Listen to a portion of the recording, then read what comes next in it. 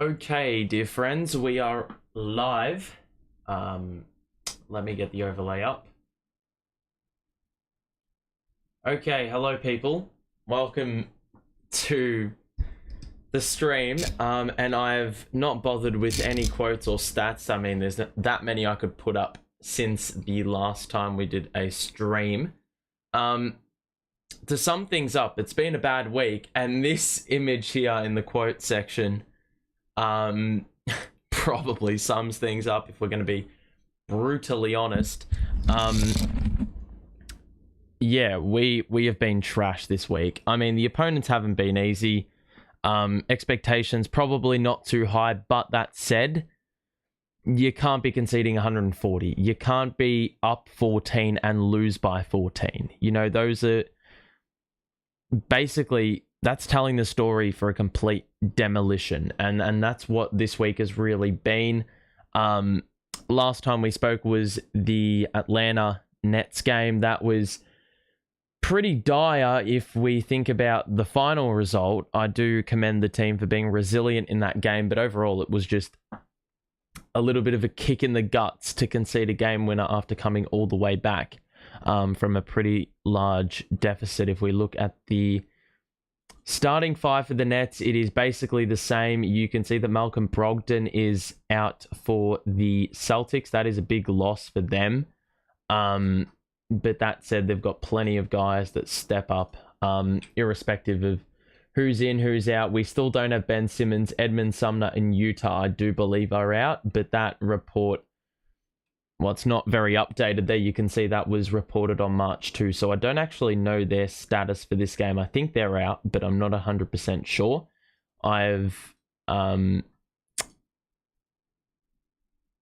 Yup. You can see the five on the floor is basically the same. There's not really any alterations there as far as the starting five goes. Yeah, I mean, it's pretty simple shit. I mean, it wasn't really rocket science for what we need to fix either, because we need to drastically fix just about everything. Because, yeah, we have been basically a turnstile on defense. We've just been crap, if I'm going to put it, you know, brutally out there. And tonight, I'm not very excited because, well, we know who we've got to contend with. We've got to contend with Jason Tatum. We've got to contend with Jaylen Brown. We've got a couple of centers also to deal with.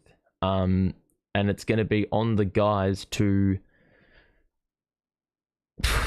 God, I don't even know, to somehow quell their influence. But that said, it's going to be one hell of an effort if we can get the victory today. Feeling good about this one. I'm grasping onto the idea that organized crime rigs the NBA and we have no chance against the Celtics, so we win by 3 points. We've just got to start well. I mean, we conceded 47 to the Knicks the other day. The game before we started really well, but the ending was bad. I mean, if there's one simple thing I need to say, it's that we need to play 4 quarters. Hope our guys can get a win. Hope so too, man, but I don't know about the possibility of that happening. I do think matchup-wise, it's actually a little bit better than some people would think. I don't think it's as lopsided as people think, but that said, I think I could say the same thing for a number of games this season, and look what the result has been. But I tell you what, Ben Simmons being out actually has a bigger difference than people give him credit for, because without Ben, the center position is just so undefined. We've had to play Dorian Finney-Smith there, who's not naturally a center, obviously. Dayron, like, he's been a bit ropes recently. Who else would I even talk about? Yeah, but regardless, anyone that isn't Clax, it ends up being a problem immediately. One guy I've really enjoyed watching, though, is Cam Johnson in this period. Scored 33 the other night, 7 threes. We're going to need to see that again. interestingly enough, offense has not been the problem. It has been defense. The defense, I mean, god damn, it's been disgustingly crap. But the thing I have to say is, why are we doing switch defense? That's the big thing for me, because Mikal Bridges one-on-one is excellent. Dorian Finney-Smith one-on-one is excellent. You know, Clax one-on-one is excellent. Why are we switching? Why are we switching? I understand it worked with the previous system, but you've got to recognize that these are a completely different group of players. And yes, I understand that it will take time for them to adjust. And right now, the adjustment period is happening. The transition phase is happening. And that's why it looks very bad.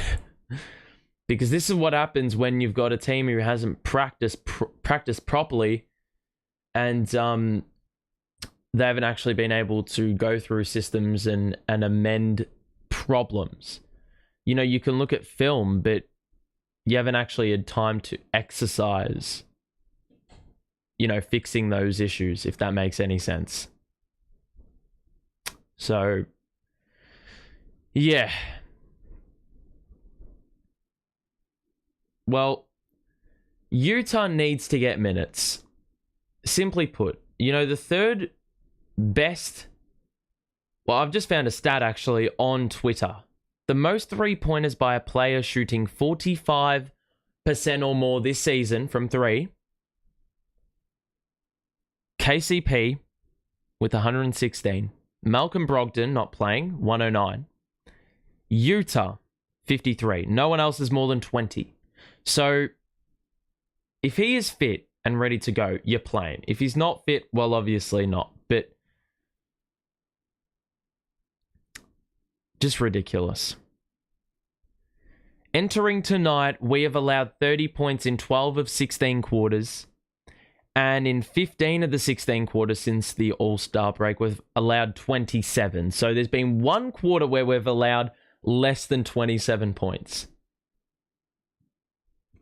I mean, best believe you're going to need to bring that number right down if we're going to win this game. We can't be conceding 30 plus all four quarters. They're the number 3 offense in the league, the Celtics. So if we can hold them under 25 in at least a quarter, well, that's a huge win, isn't it?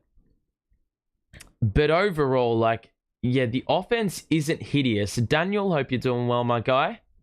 Nice to see you again. Yeah, I mean, I would say we need to take it on a quarter-by-quarter basis. If we can get the first quarter, even, you know, just even things out with them, then I think that'll be a good foundation block, you know, for the rest of the game today. But God knows what this game has in store for us. But yeah, I mean, put your predictions in, but a lot of you said today that we're holding them to under 110 points, which I don't see happening. I think it'll definitely be above 120. It's just going to be a shootout. It's just a matter of whether or not we score more or not. But look, we played Philly about a week ago, or before the All-Star break, and held them to 101 with James Harden, with Maxey, with Joel Embiid. Now, Philly don't have nearly the same depth as Boston, but in that game, our defense was on smoke. It was really good. So if we can find a way to just knuckle down like we did in that game, well, then I give us a good shot. So Utah is not active, nor is Edmund Sumner. Those two players we've been calling for ages to get game time, because Joe Harris is a huge negative. Seth Curry is a huge negative, especially if they're not firing offensively. They're a negative as it is, but if you, on top, talk about them not being able to score the ball, well then immediately they're just running cardio. So you got those guys, you've got Royce, who's been really poor from 3. I mean, it's partially to do with the roster composition because Royce should not be getting... He shouldn't be on this team, like, full stop. He does not fit. But as far as I'm concerned, we've got a group of players that we now have to, ride this wave with. Whether that is a rough wave or a smooth wave, well, that's for the team to navigate and decide. But we've got the Clax jersey on. I had to get this one in, and it took about a month. Last time, when I bought this, KD and Kyrie were on the team. So, the Clax, acquiring a Clax jersey doesn't hit the same. But hopefully today we can actually get the job done. We're 2 of 8. 2 and 8. 2 wins, 8 losses in the last 10. So, not great. But if there's any way to change that, well, it starts now. And if we can win, I would imagine the confidence goes through the roof. But, I've always liked Joe, but he has no place in this new squad with so much 3-and-D. It's not even that. It's not even a fit thing with Joe. He's just been hideous. Defensively, he's been a traffic cone. But that also... I also have to say that it has plenty to do with the switching defense. Why are we switching with Joe, Seth Curry on the floor? They can't even guard players of their own size. And you want them to switch so they have to guard a big on the interior. It just doesn't logistically make any form of sense. I don't care if you need to readjust as a... Jacques Vaughn and Cam Johnson and these guys have been saying, we need to readjust to the new system, getting used to new terminology. Well, it shouldn't even be that because the system completely doesn't hold up. Now, regardless, I'm very interested to see because... very interested to see what the final result of this game is. Last time we played them, for context... lost by 43 points. And yes, that was another game we conceded 40, I believe, in the first quarter. I believe it was 40 points in the first quarter. If I can actually get the game up, Brooklyn versus Boston, I may be able to actually see it. Okay. It would have been Feb 1. Yep, we lost by 43 in that game. And the quarter-by-quarter breakdown, I can't even see it. There it is. Wait. Yep, we conceded 46 in the first quarter and we're down by 30. And well, that basically set the tempo for the entire game, didn't it? So, it's going to come down to the start. It's a non-negotiable. You can't obviously be down against Boston, let alone anyone, by 30 points in a game. I'm not going to tolerate it because it's just God, you've got to be hideous to be down 30 at quarter time. And well, we could have been down the same amount against the Knicks if it wasn't for some offense. But McCallum and Cam Johnson have been pretty good. They've combined for 42 since their arrival. I believe McCall's averaging 23.5.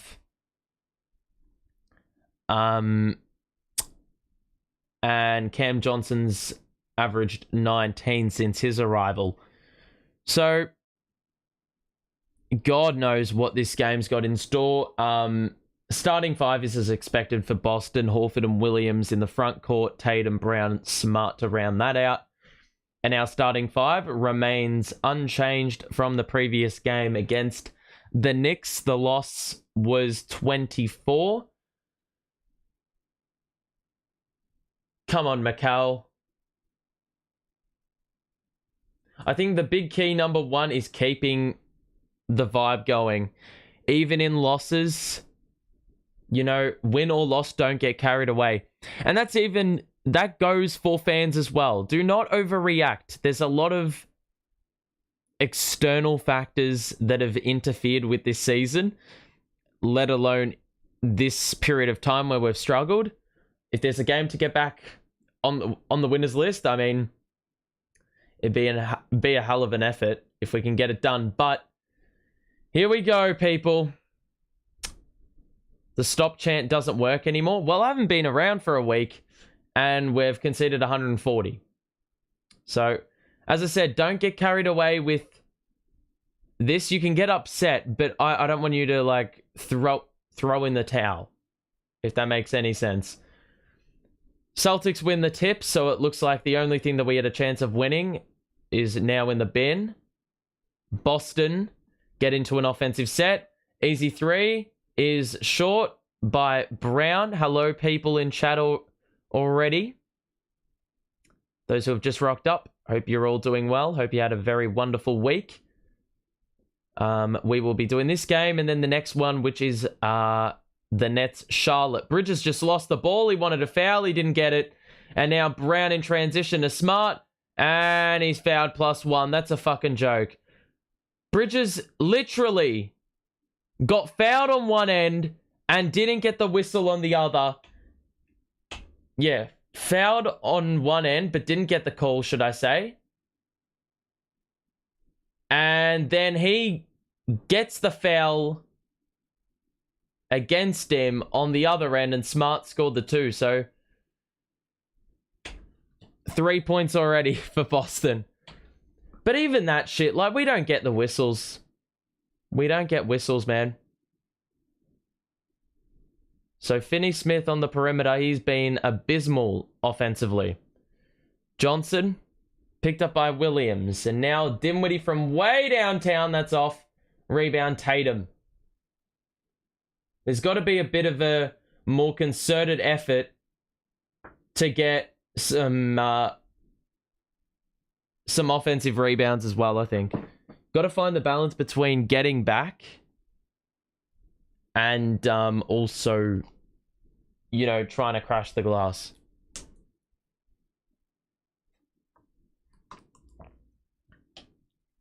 I was a big believer in the stop chant. It worked so many times it was real. It was. We've entered a new era. So Brown makes the free throw after he was fouled going the other way. So already 2 fouls in 1 minute.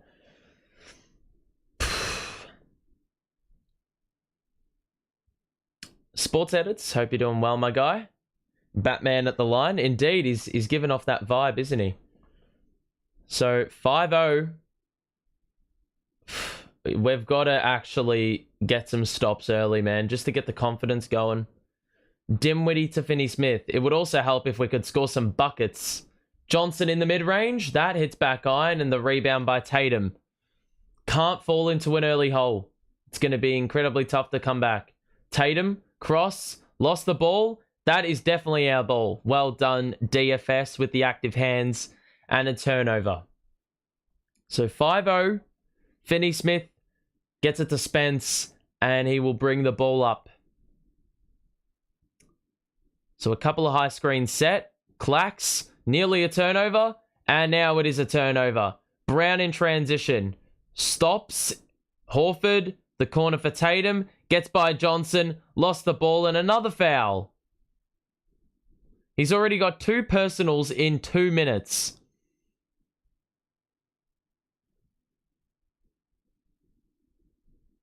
God, that was such a bad closeout as well, man. The defense, again.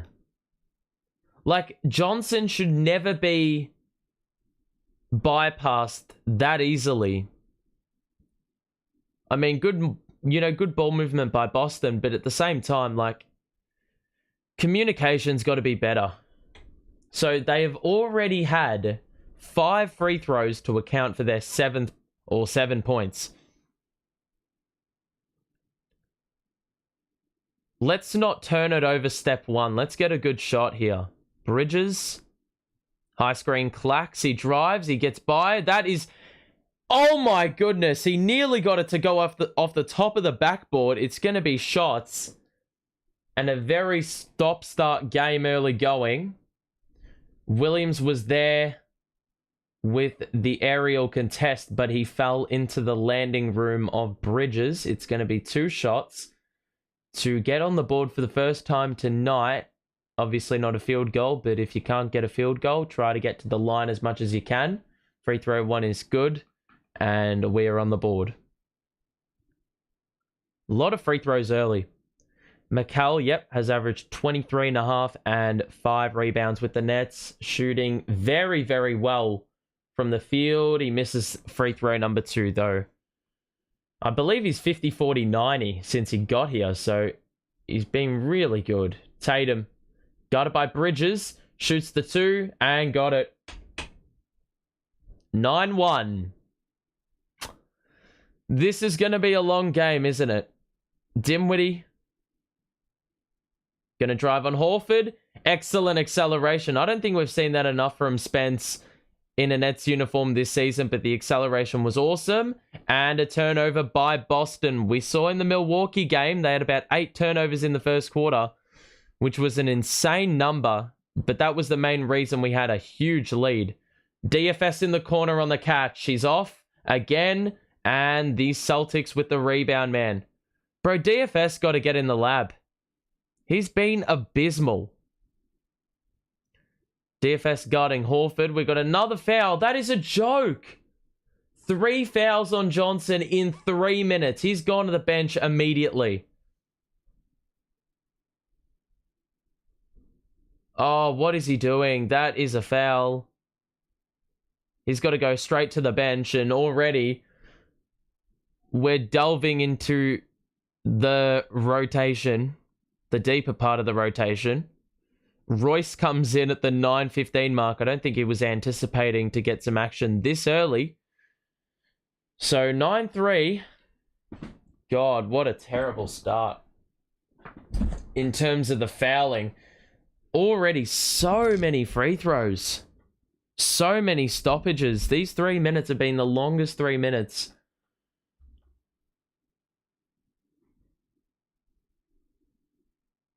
So it's... Bridges has got the assignment on Tatum. Brown, now picked up by Bridges.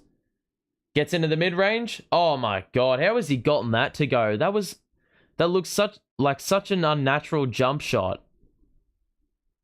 11-3 lead, and they're in the bonus at the 9-minute mark. Wow. Finney-Smith nearly lost the ball. Brown peeled off, and another turnover. Oh my god. Brown? No, you can't be serious. Another fucking foul. What a joke. They try to do an alley-oop off the backboard. What a piss take. Oh, you can't be serious. I feel like with fouls that are due to a push, I feel like the interpretation's got to change. If you're pushing someone, it means your arm's extended, not rested on someone's back. Like, if you do this, that's a push. If you do this and just hold your arm there, that's not a push. Free throw is good. Like, that's not a push. Let's have a look. Like, he's just got his arm there. He didn't do any of this. They've already had 4 free throw trips at the line. So, look, we haven't allowed them to get any continuity from the field, but that said, they're getting easy points at the line and punishing. It's a 10-point game. We've had no free throws or 1 field goal make, courtesy of Spence. Bridges, the kick out to Royce. We look like we're going to turn the ball over every possession at the moment. Clax gets into the paint. He didn't get it to go on the flip. And now in transition, Tatum, 3 over Clax, is off. Williams gets the offensive rebound. Dinwiddie with the steal. And we go the other way. We need composure here, please. Finney-Smith is wide open. He missed it again. We get the board. Royce does not pull the trigger. And Spence will reload. Step back 3. That was badly off, and a rebound for Smart. Bro, yeah, DFS has been crap. We're 1 of 8 from 3 already.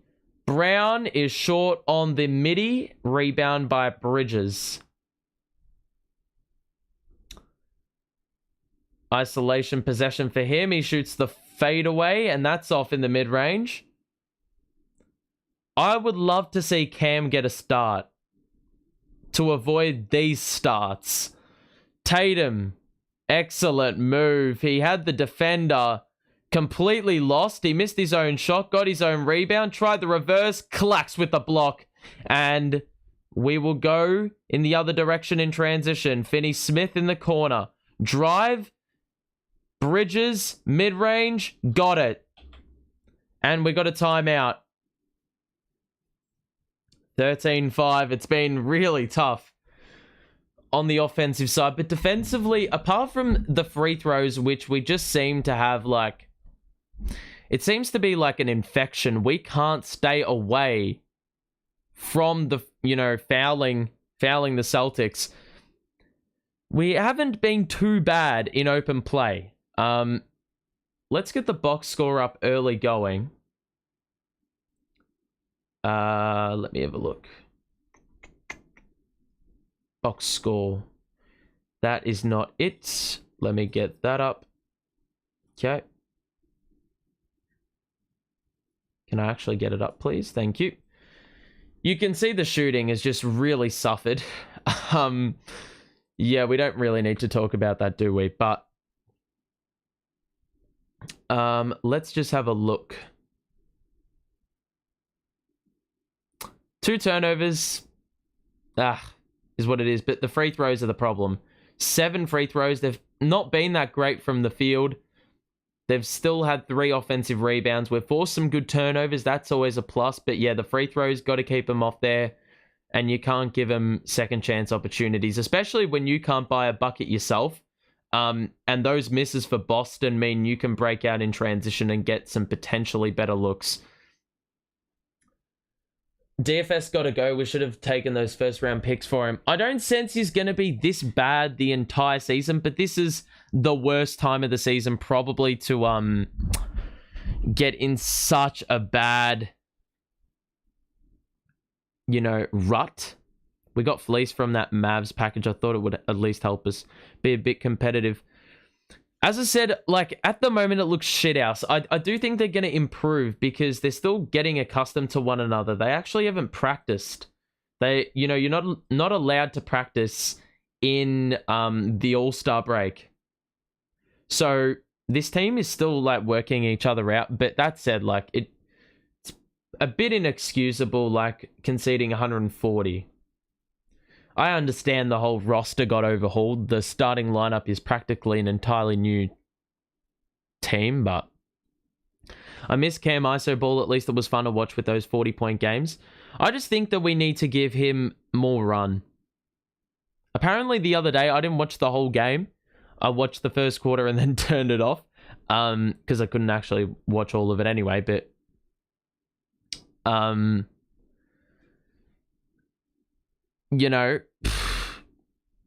I would like to see a little bit more, like, minutes-wise, so we can actually, like, not fall into this shit early on. 5 minutes, 5 points, You didn't miss anything but pain. Well, I figured. DFS is pissing me off, bro. I understand, man. I sympathize. We'll get through this period of struggle. I was fully aware that there are going to be periods of happiness and victory, and there's also going to be periods of rubbish like this. The inconsistency is going to be so real with this team. Derek White is in, Sam Hauser is in, Horford in the corner for 3. He got it. If that is the supposed solution,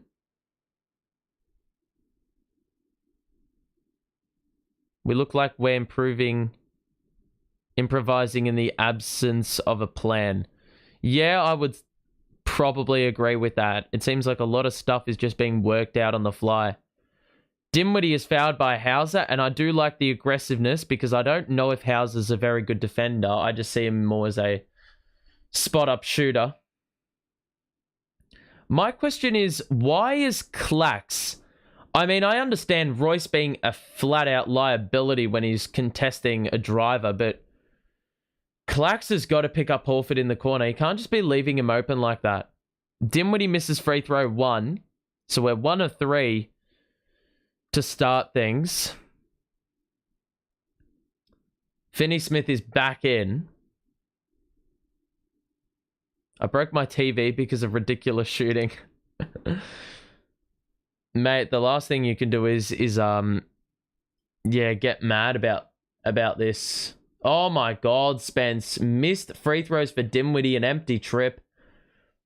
I would honestly not be opposed to giving Drew Smith run.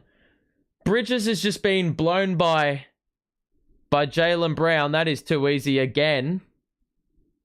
That's not even a system problem. You've just got to be better.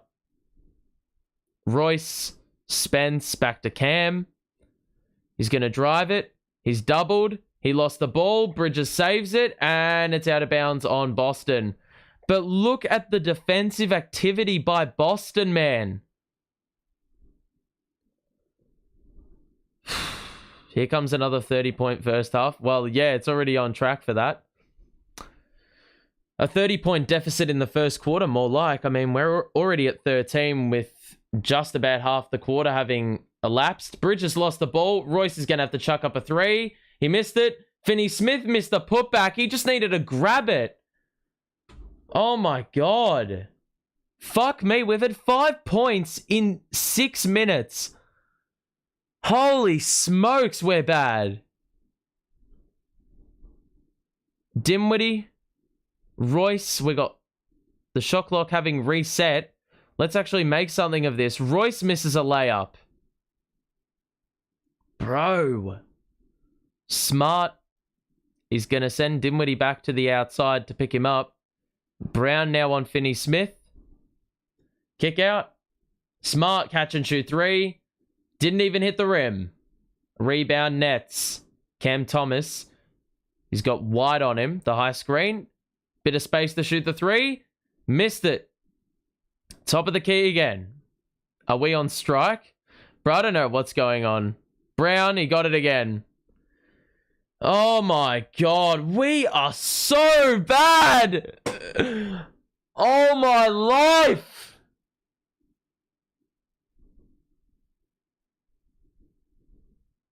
I'm just gonna say this, why did we re-sign Jacques Vaughn when we did?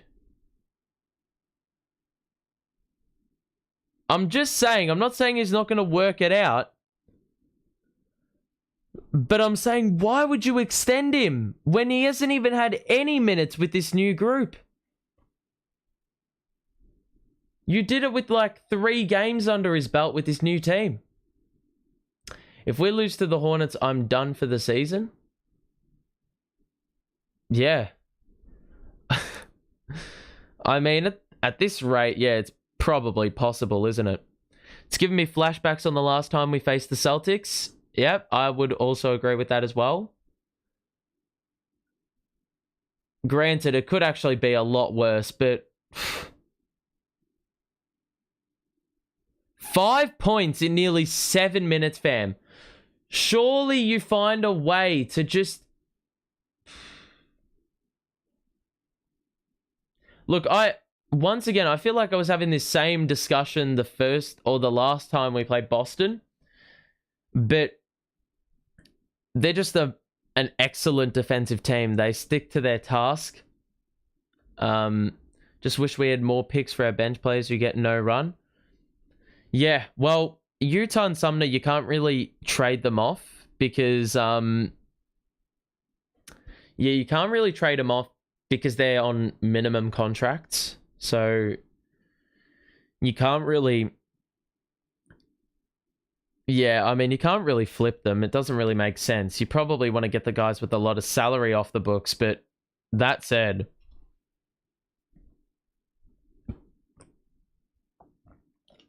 Yeah, we've just...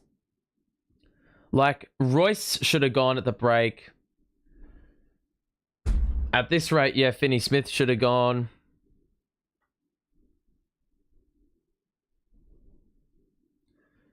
But right now, this is just ridiculous. Like, 5 points, bro. I understand it's Boston, but like,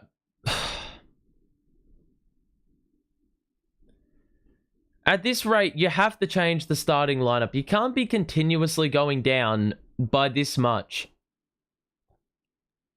And amazingly enough, I wouldn't even say defense has been the problem, even though we've conceded 21 in under 7 minutes.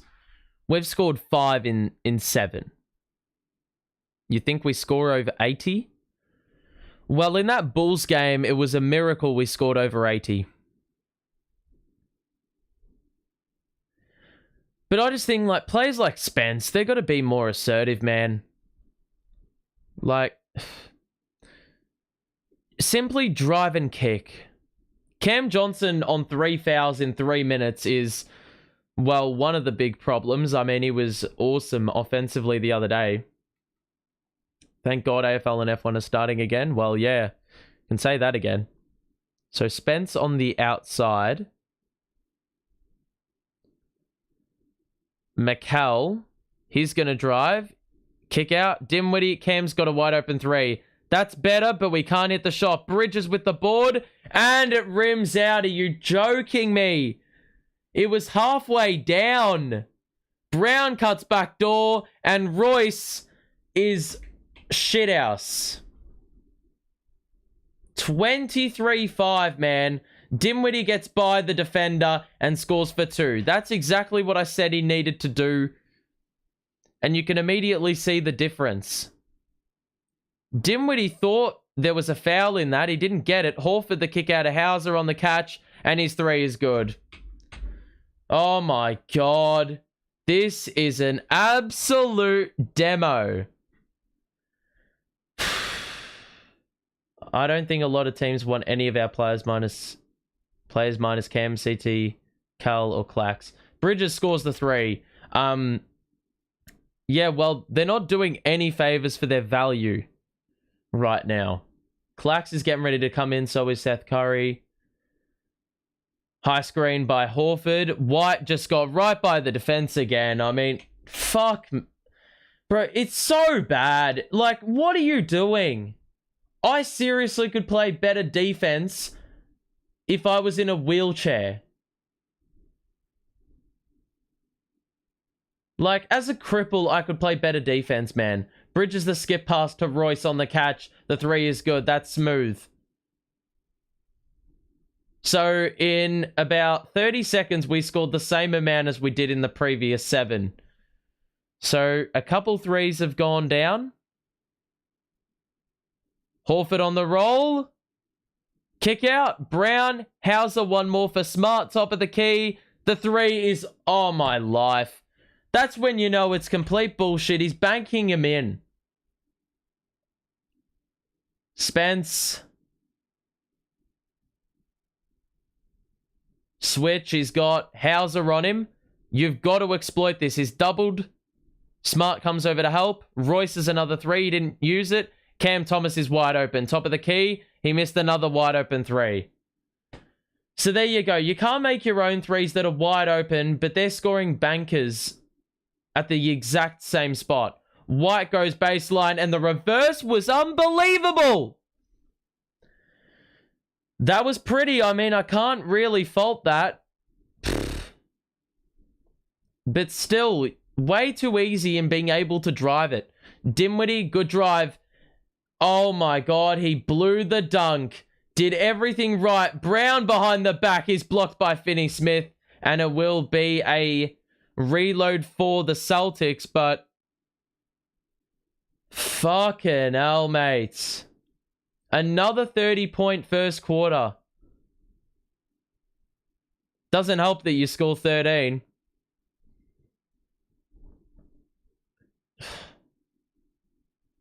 It's these kind of games where you're like, we had Kevin Durant and Kyrie, and look where we are now. Like, far out. This team defensively should not be this rubbish. But it's because of the pure lack of balance on the offensive side. Another fucking 2 points with no one contesting. Again. What on earth is this team doing? Like, that's a joke. How easy was that?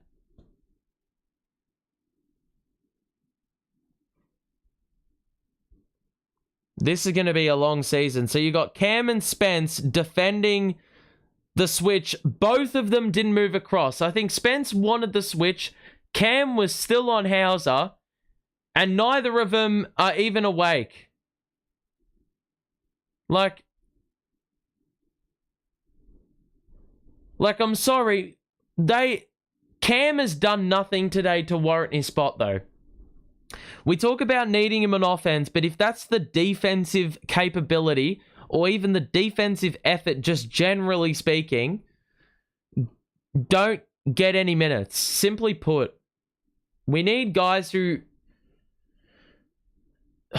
God, I don't even know what to say, man. With this team should not be playing this badly. I don't care how many reps you have with the team that have these sort of players. That is atrocious.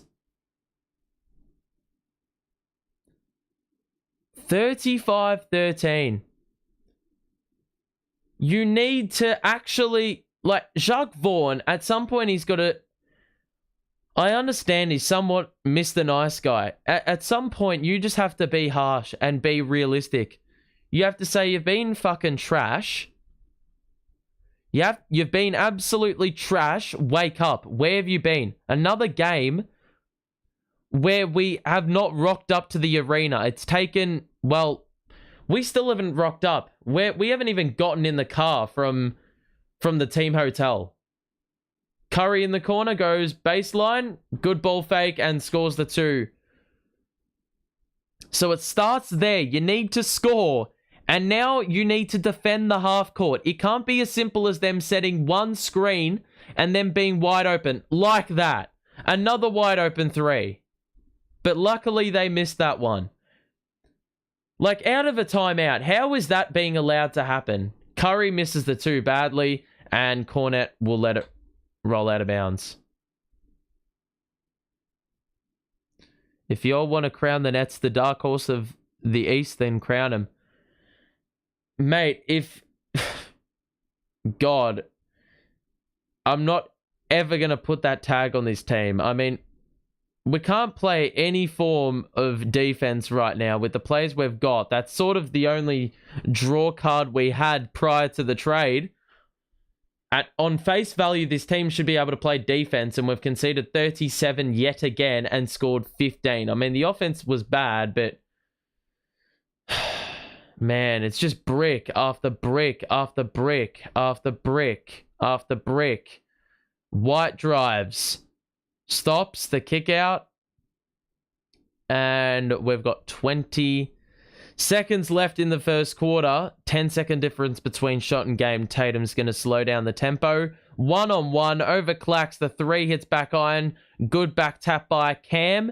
And we've got a chance for 1. Spence. One-on-one with Cornet. Cross. Kick out.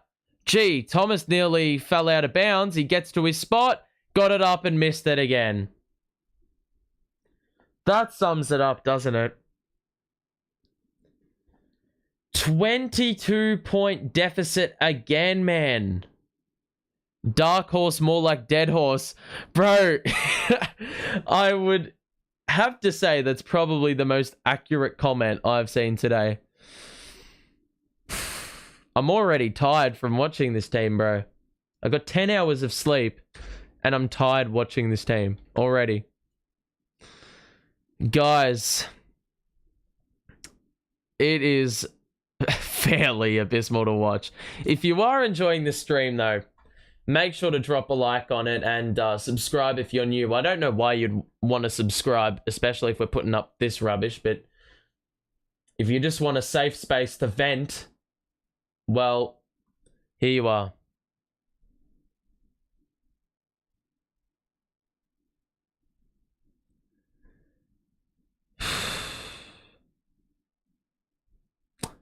It is so, like, imbalanced, the team. It's unbelievable.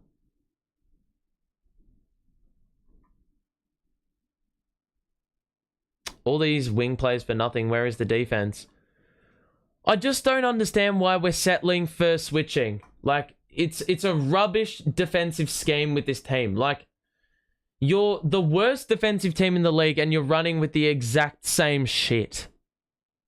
Like, it's just game after game, the same crap. I'm just saying, why do we even re-sign Jacques, bro? Oh my god.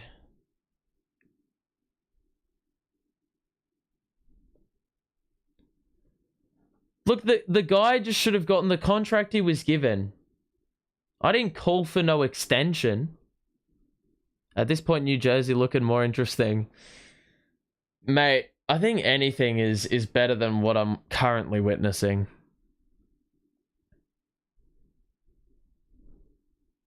God. The roster composition is the number one problem, though. A bunch of players, like, you've got a mix of players that probably are there long term, but then you've got players that should be on championship rosters, like filling teams out and just playing their role. Except they're forced to pick up the slack here because there's no shooters, there's no clear number one, and yeah. See, if you had a player like I'm trying to think, the number one dream that seems remotely realistic, Dame. I would love to see Dame in a Nets jersey because of the fact that he just demands so much attention, and these role players would probably thrive with all those open looks they'll get because of all the, attention he attracts. But Dame is just like locked down to Portland, it seems. I'm just thinking in the sense that he's on a team that's pretty mid. They're never going to win in terms of they're not going to contest for a chip, especially with the roster they've got. I don't know what they're doing. They got Reddish and Thibault on the same roster as Dame. Like, they took a flyer on Reddish, but yeah. Like, that's a pipe dream. I'm going to be 100% real, but, is what it is. Try find any form of consolation. Joe on the catch for three. He got it. Finally. Well, he's going to have to knock down about 15 threes in this quarter to have any form of impact, because he'll concede 15 threes on the other end. Tatum to Williams, and now back to Tatum. He's got Clax picking him up. Cross, drive, layup. He got it. Created the separation, and that's another 2 points. Oh my god, an offensive foul on Joe. Sent Derek White to the deck.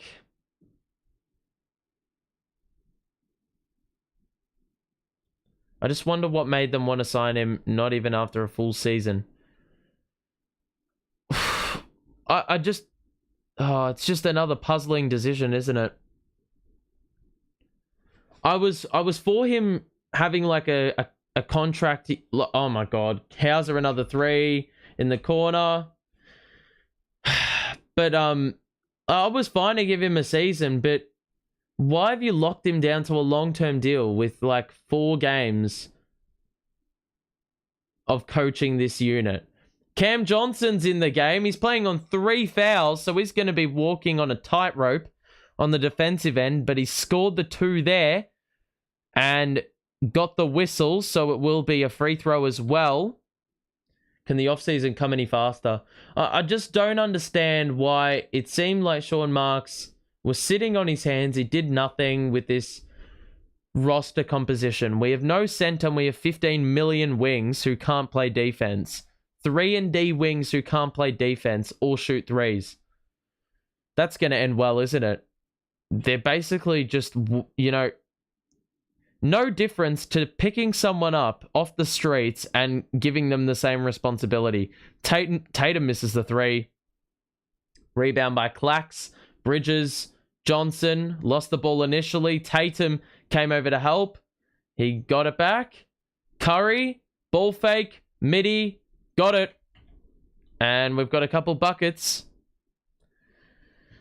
So, off offense looks a little bit better. And it starts with getting these stops. We need another one. Do I need to employ the stop chant?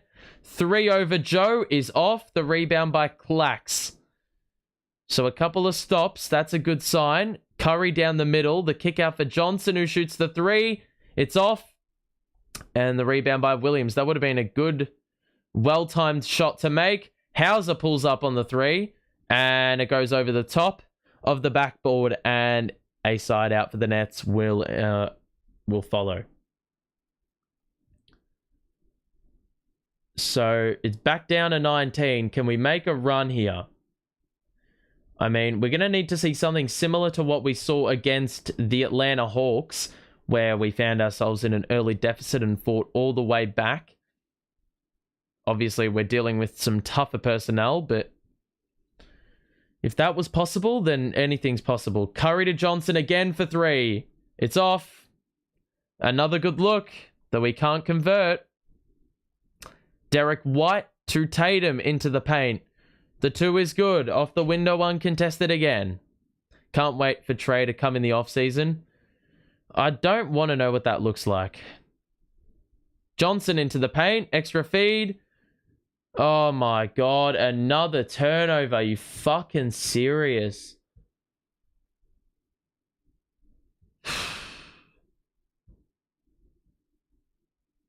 This squad is not worthy of the stop chant.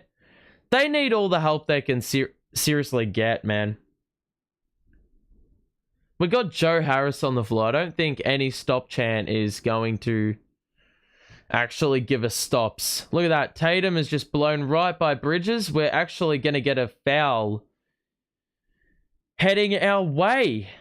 Or going our way. It's a moving screen on Grant Williams. They need to start a fire Joe's side chant at the Barclays until we do something positive. Even if we don't do something positive, or even if we do something positive, I'd do a chant. I'd be in support of that. Johnson, same spot. He misses another 3.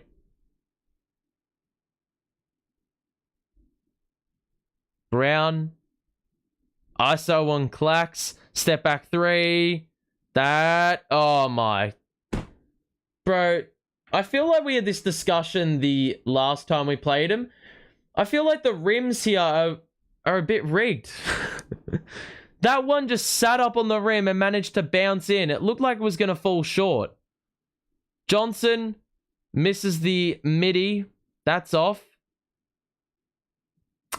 In previous games, Johnson's probably making the shots he has made. Brown took a shot. He stopped. Kick out to Tatum. It was a wide open 3. Amazingly enough. What a damn surprise. Clax.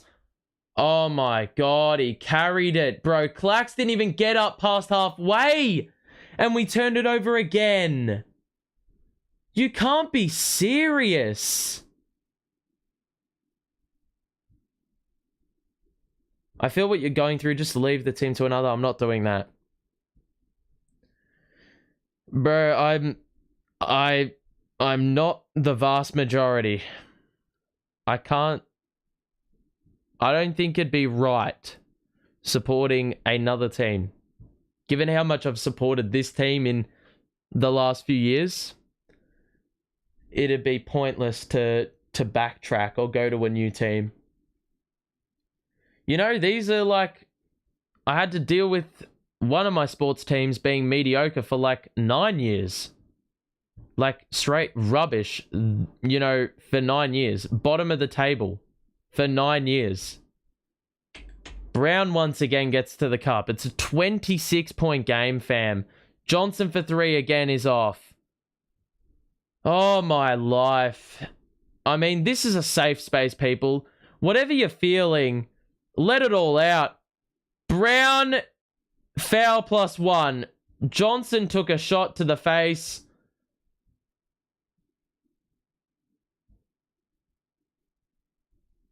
He's picked up 4 personal fouls, man. Joe is a fucking traffic cone. Johnson took a shot to the face. I think he got hit with the elbow of Jaylen Brown. We lost 60 games that year. I had a team, yeah. In the AFL, I followed a team, Carlton, who literally had a season where they won 2 games out of 24. That's an awful pace in an 82 game pace. Free throw is short on the end one. I'm over here dropping a few tears. Completely justified. This is just a rubbish performance, if I'm going to be completely honest with you. Bridges, drive, foul, shots.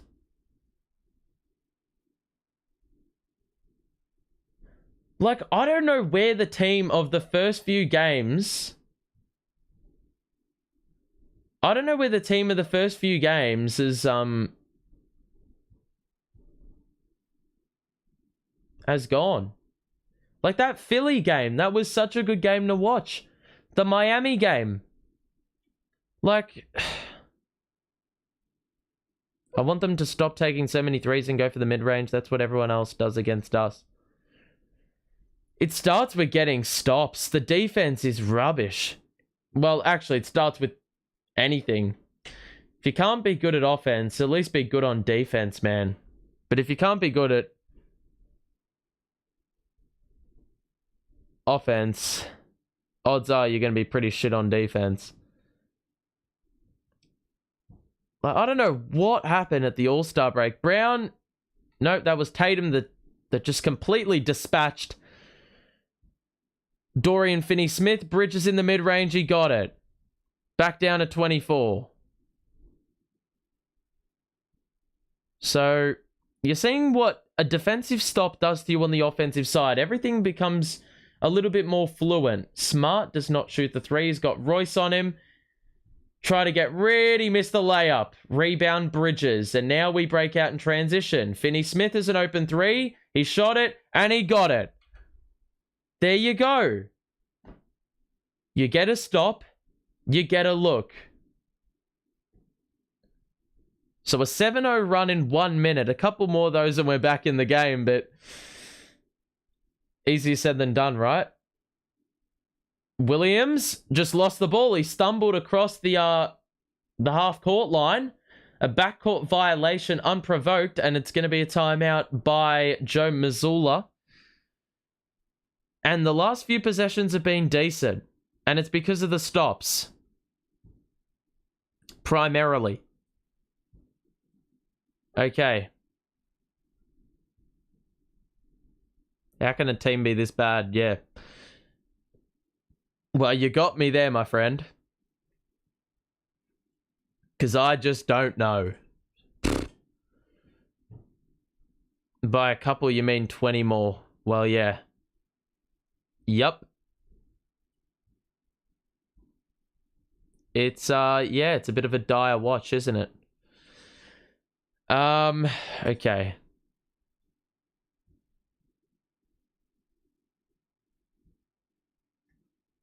I'm just trying to see.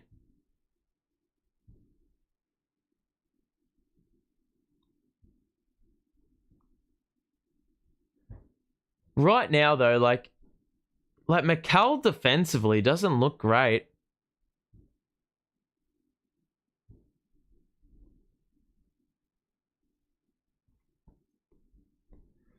I don't even know what to say.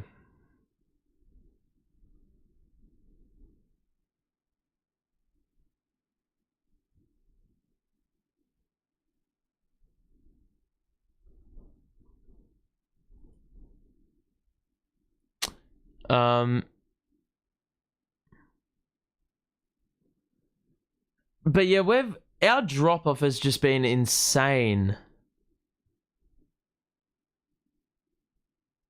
And it's really like,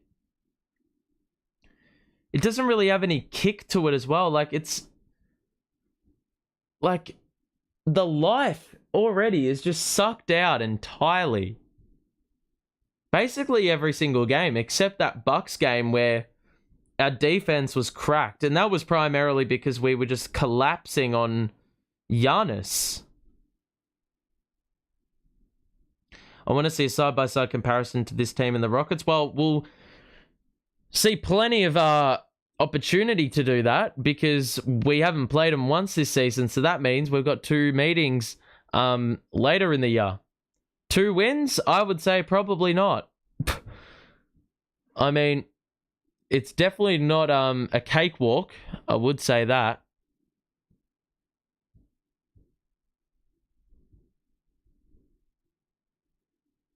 How in the world did we lose a super team?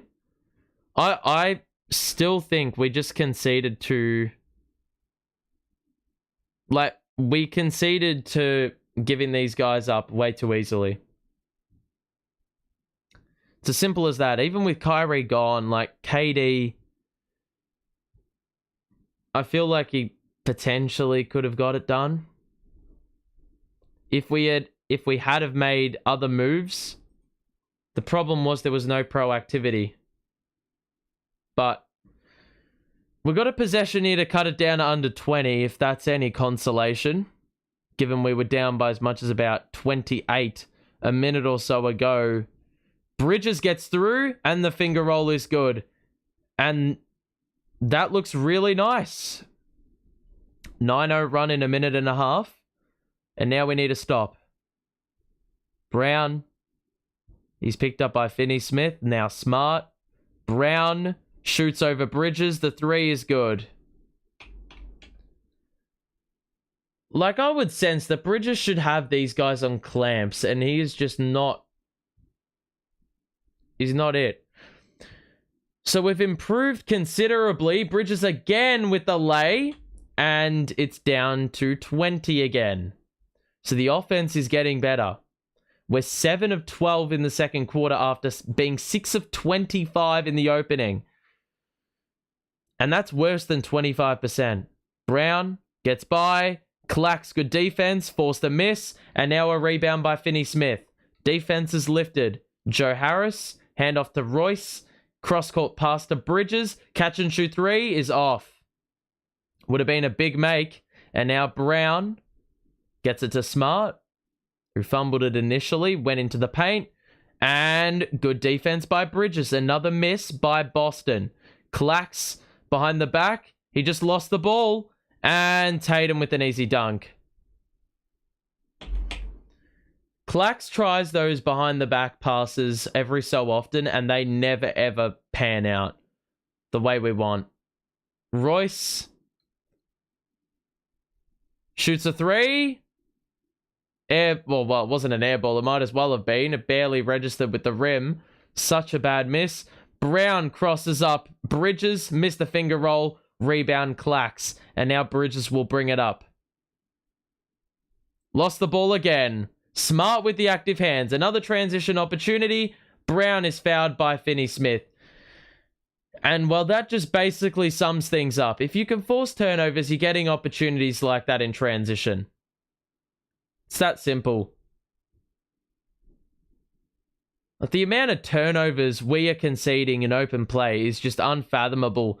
Last 2 possessions, both basically in the middle of the court, a really tough position to defend in transition. Like, you're asking for it. You are asking for it. So free throws for Brown. Free throw is well short. I tell you what, like, the second quarter, the defense hasn't been as shit. It's been bad, but it hasn't been as bad.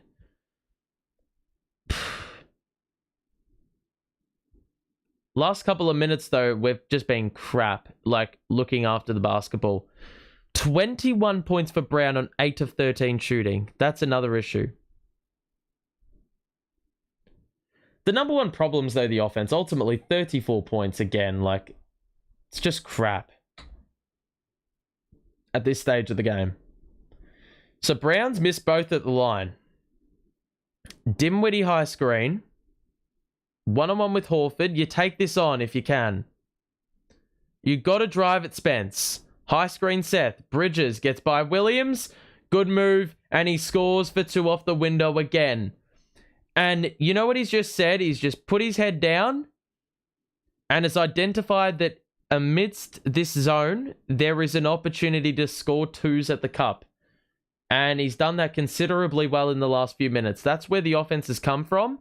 If it works, continue it. Smart, 2 over the top of Royce. Created the separation, put the head down, And now the Nets, early offense. Finney Smith is wide open. And that is a rhythm 3. So Smart. It's a 19-point game. It's not completely dead in the water. But with that rubbish, yet again, the switch just not doing anything. Spence goes all the way in. Kick out. Bridges is wide open for 3 on the catch. That's good. He's a sniper. And immediately you see the benefit of Spence driving.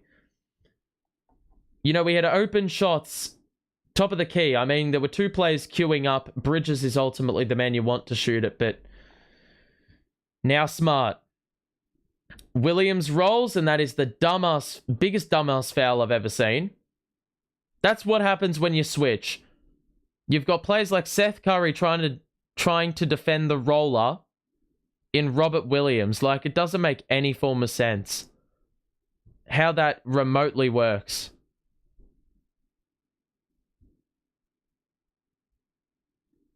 So, it's an 18-point game. It was 28. If that's any form of consolation with... Well, the only way we're in this game is Mikal Bridges full stop. It's been the last few minutes that has actually made things look a little bit more respectable. See, that's what I mean. Brooklyn makes a habit of doing the things that don't work. Well, yeah, I mean, it's... As I said, no surprise if you're doing the things that don't work and you continue to see the same results. You know? It's just... Yeah, it's not really rocket science, isn't it? If Brooklyn just takes what the Celtics give them, they will come back. They make the easy things difficult. Well, yeah, I think it's... A lot of the stuff that is wrong with this team is very much, you know, created by themselves. Like the defense, we can resolve that. We're in charge of how well we play defense, how much effort we provide on that end. The offense will arrive because of that. The turnovers, well, those, you're also somewhat in control. I mean, Boston have doubled up and they've found the right time to peel off, you know, their own assignment because they see an opportunity to, you know, pick up a steal.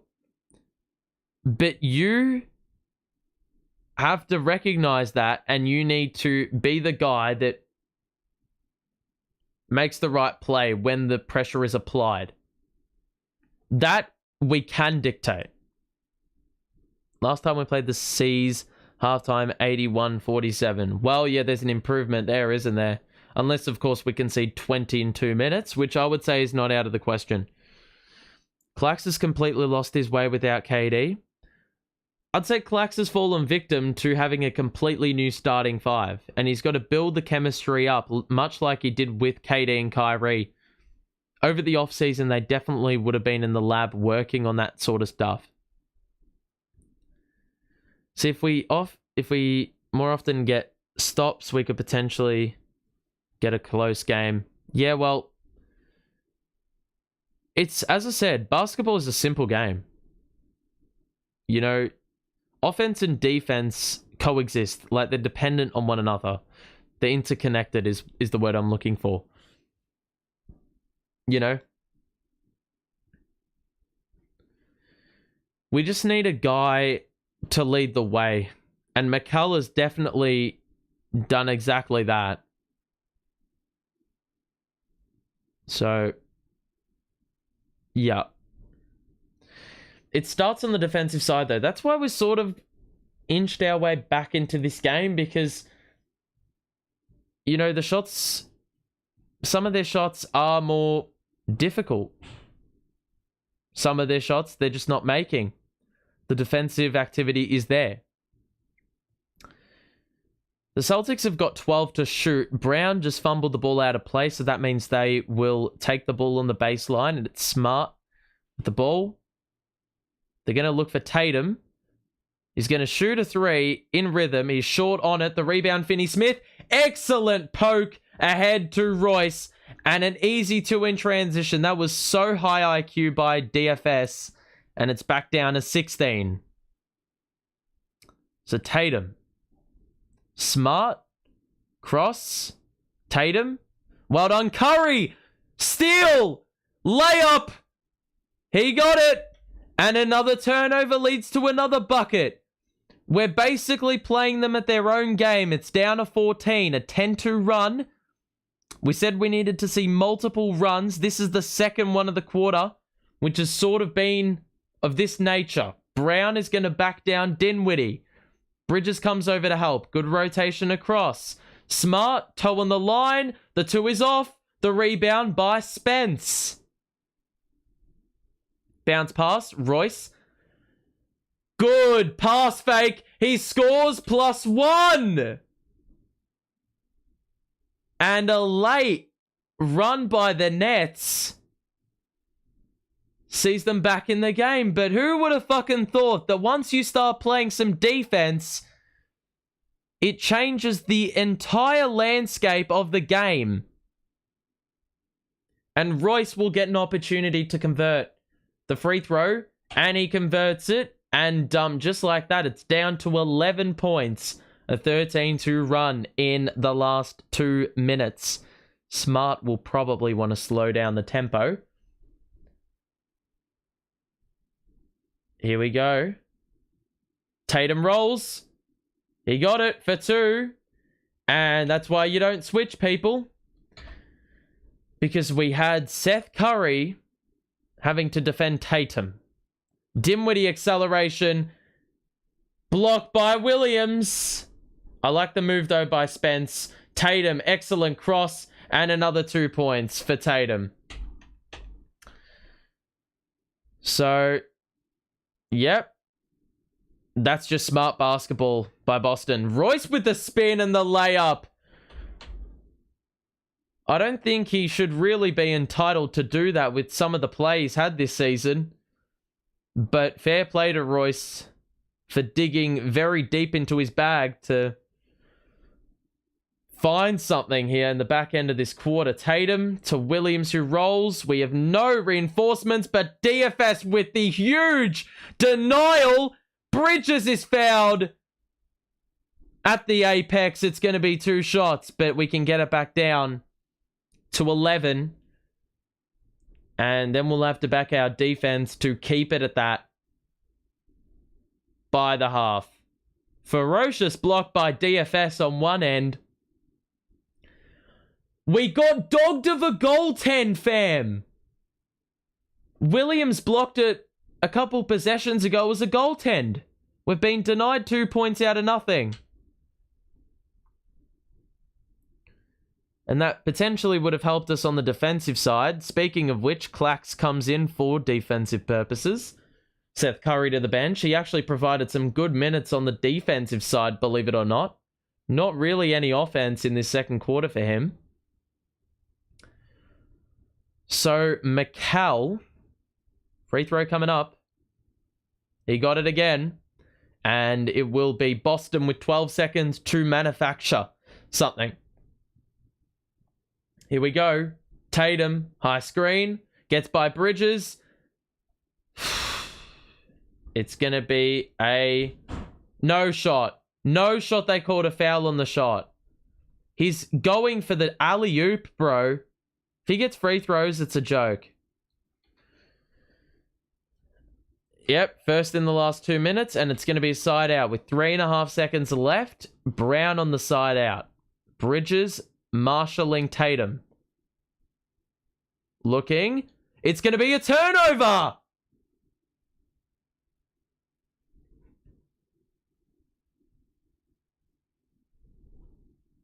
How do we only have 0.9 a shoot? What? No shot. We've only got 0.9 to shoot this. Surely there's a little bit more time tacked on here.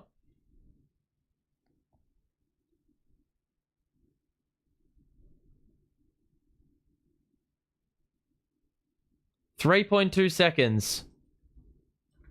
Okay, we're getting the time we need to get off a high percentage shot. You bring in all offense for this possession. we've got Finney Smith, Royce, Spence, McCall, Curry. Clax goes back to the bench. Royce will do the inbounding duties. It's going to be, I believe, Spence who gets it from the inbounds. Oh my god, what a find! Spence, I can't imagine that's what we drew up out of the side out. But Spence looked like he was going to shoot a three, or he was going to fall out of bounds. But he managed to find Finney Smith. The Celtics have fallen asleep on that defensive possession, and Finney Smith with the little tip in.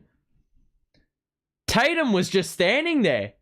He completely lost Finney Smith on that possession, and Finney Smith with the excellent take and score. Amazingly, the team has got this down to under 10. I did not think this was remotely possible. Wow.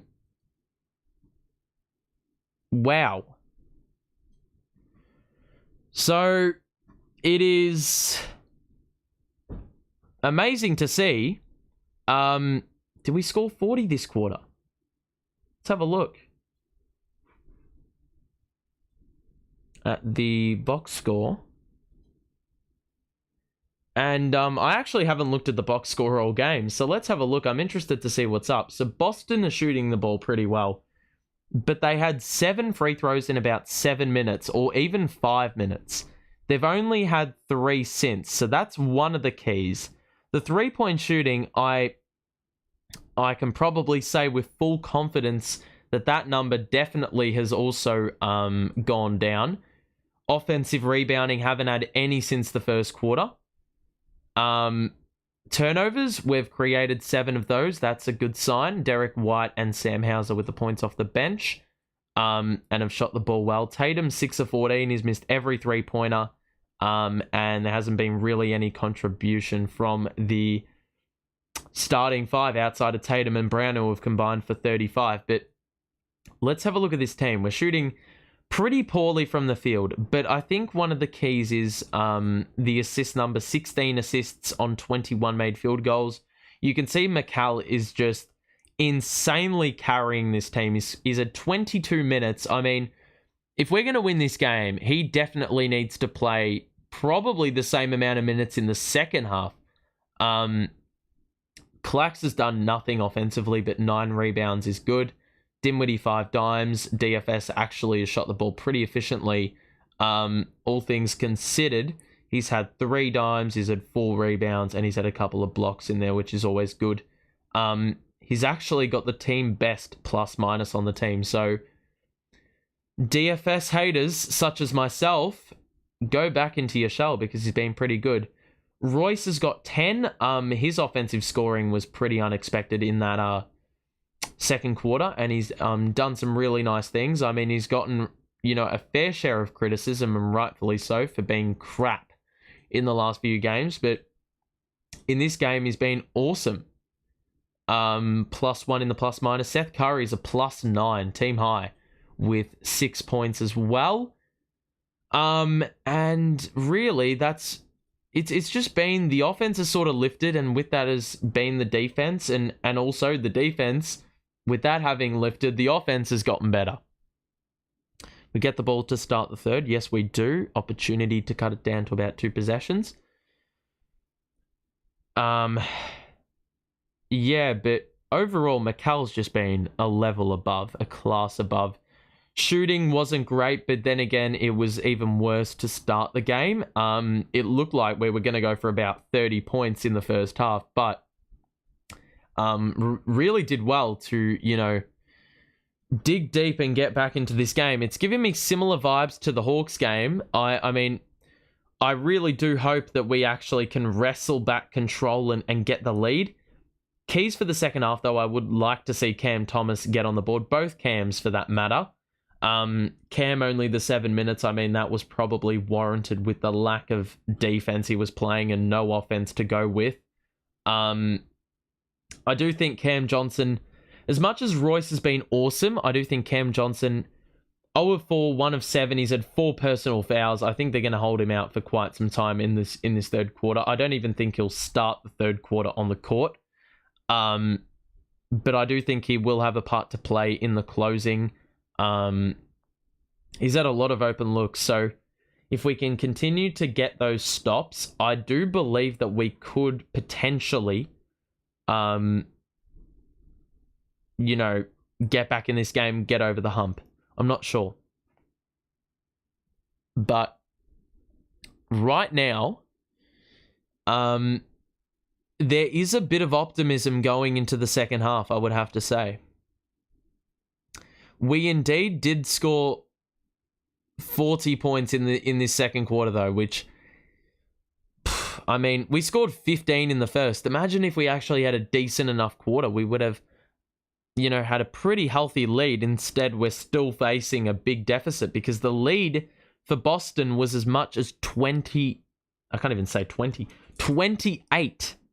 28 points early in the second quarter. I believe it was like 51-23. And obviously, since that point, an extended 32-13 run or whatever it is. So, yeah. Now, I think one of the keys, step one, in every single game against Boston this season, we have not exceeded 100 points.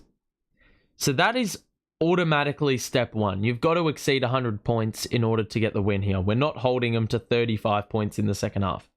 So that's step one.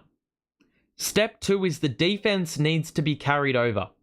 I also didn't change the other quarter. It's quarter 3 coming up. Defense has to remain the same. You cannot let the defensive intensity go to waste. We potentially exerted all our effort into the comeback. But now that we're in the game, now that we're back in the game, we've got to hammer down on this. I just thought of my paper bag to put on my head for Nets games. I mean, I actually should do that just as a little bit of a meme. We have to... this can't be another half-assed comeback. I mean, we look at the Hawks game where we're down 20... I don't even know. 20-something. But the thing is with that, we need to now... as I said, carry this over. The job is not done. Obviously, it isn't. We're down 9 still. You're not going to win a game if you're down 9. It's really not rocket science, is it? Okay, so I just need to see more. I need to see more. Let's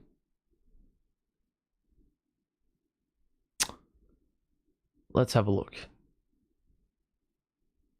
Just want to see what people are saying. In terms of what's the general vibe? A lot of people are saying that this is probably another fake comeback. We're going to concede 40 in the third quarter and it's going to be game over. I feel like going into the third, if we just lower the turnovers and fouls and get more stops, then we automatically could possibly get the win. Automatically, possibly, yeah. I feel like already there's a possibility we could win, but we've got to, as I said, turnover count went down in those minutes that we fought back into the game. And we created more. The foul numbers gone down. There's been a lot better shot contesting at the basket. It seemed like we were just doing, basically giving handouts in the second quarter. Like, layups were there at every opportunity with ease. Like, it was unbelievable. Here's the plan. Let's outscore Boston. Yep. I mean, if we're going to simplify things even further, then that's exactly what we need to do. Voice crack included. Ultimately, though, this is a little bit of a surprise. As I said, though, it's also giving me somewhat similar vibes to that game against Atlanta. I think there's an opportunity brewing, but... how many times do I have to say that we just need to play damn defense? you know, I will take this as a bit of a consolation, right? It looked like we were going to score 30 and concede 80 early on in this game. We were down, 23 to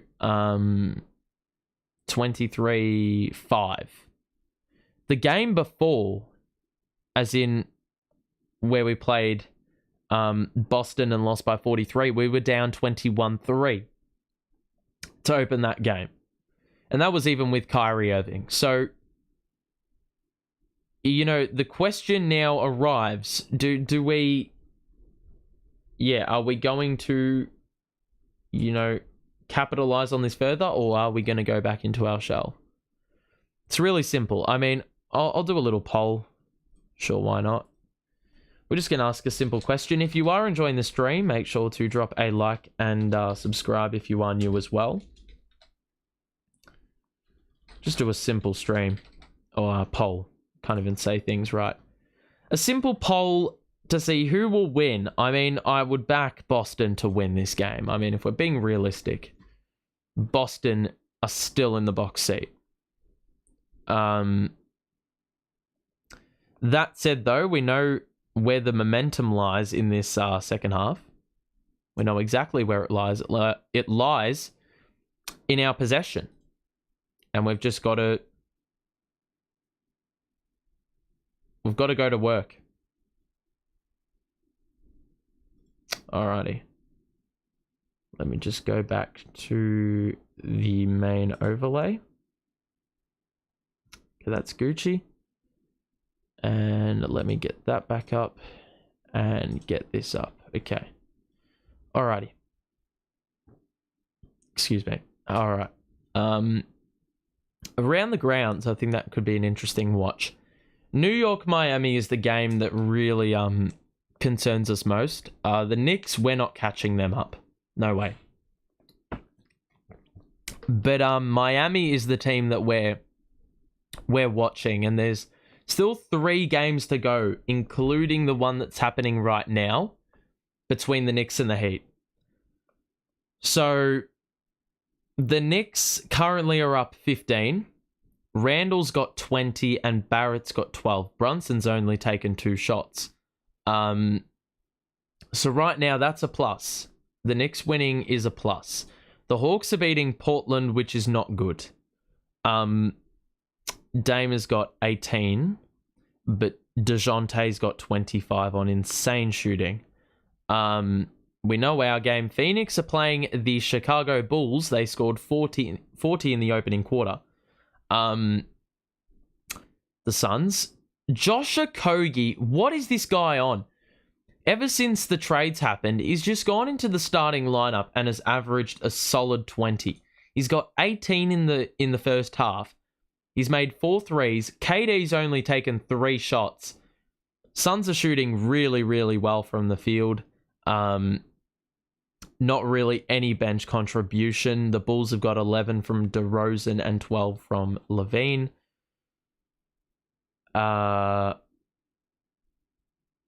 Orlando are beating Charlotte in the battle of the tankers, basically. Banchero's got 25. Suggs has got 15 off the bench. 23 to Oubre for the Hornets. Bro, if we don't beat that team, we deserve to just disband. Delete club, honestly.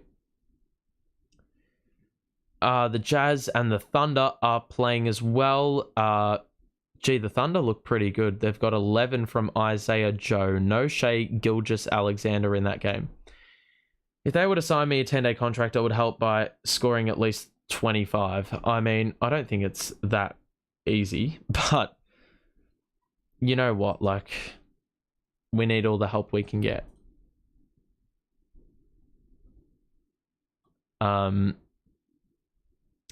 Third quarter about to get underway, though. So we've got Charlotte, Houston, Milwaukee, and Minnesota. I will be covering Charlotte, Milwaukee, and Minnesota. 3 of the next 4. We've got Houston midweek. Charlotte, obviously, the next game after this one. Those are 2 games we probably should be winning. Full stop. No excuses. This game, though, this is where we take a stand. Johnson playing on 4 fouls. Bridges is 21 in the first half. I sense potentially another 40-point game on the cards. Spencer Dinwiddie has also played. Well, he's going to need to play a vital role. Clax is going to need to defensively clamp this team up, especially if he is doing switches and stuff like that.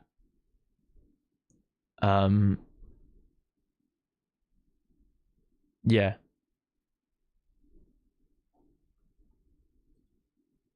Come on, folks.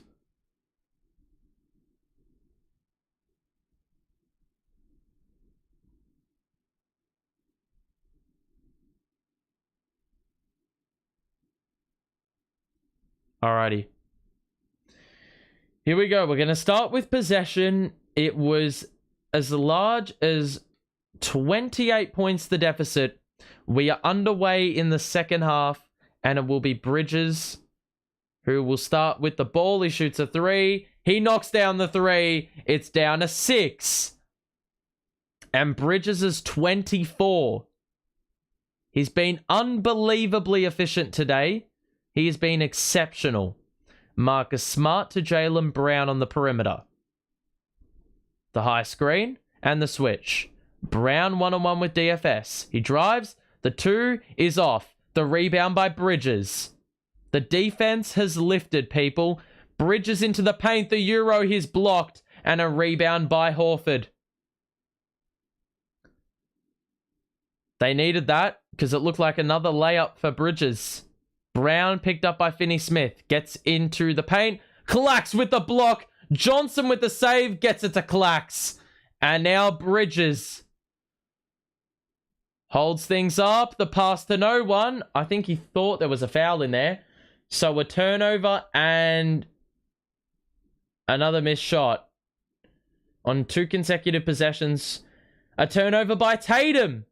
The run was held up by Williams. Clax is blocked. And Bridges, what on earth is going on? Smart, extra feed to Brown and a 2-pointer for him. Literally, we had 2 opportunities to get it even closer. But turnovers, man. Dinwiddie picks up his dribble. He's fouled by Smart. But you look at the miss by Clax. I mean, there were more reinforcements for us under the basket to get that offensive rebound. Bridges a bit flat-footed. Johnson not close enough. And then the full court feed by, I believe it was Williams, to get them the 2 points. So Dinwiddie has a couple free throws. He missed both on his first trip. He makes that free throw. We've got a ball game, people. This game is properly not over. Free throws are good.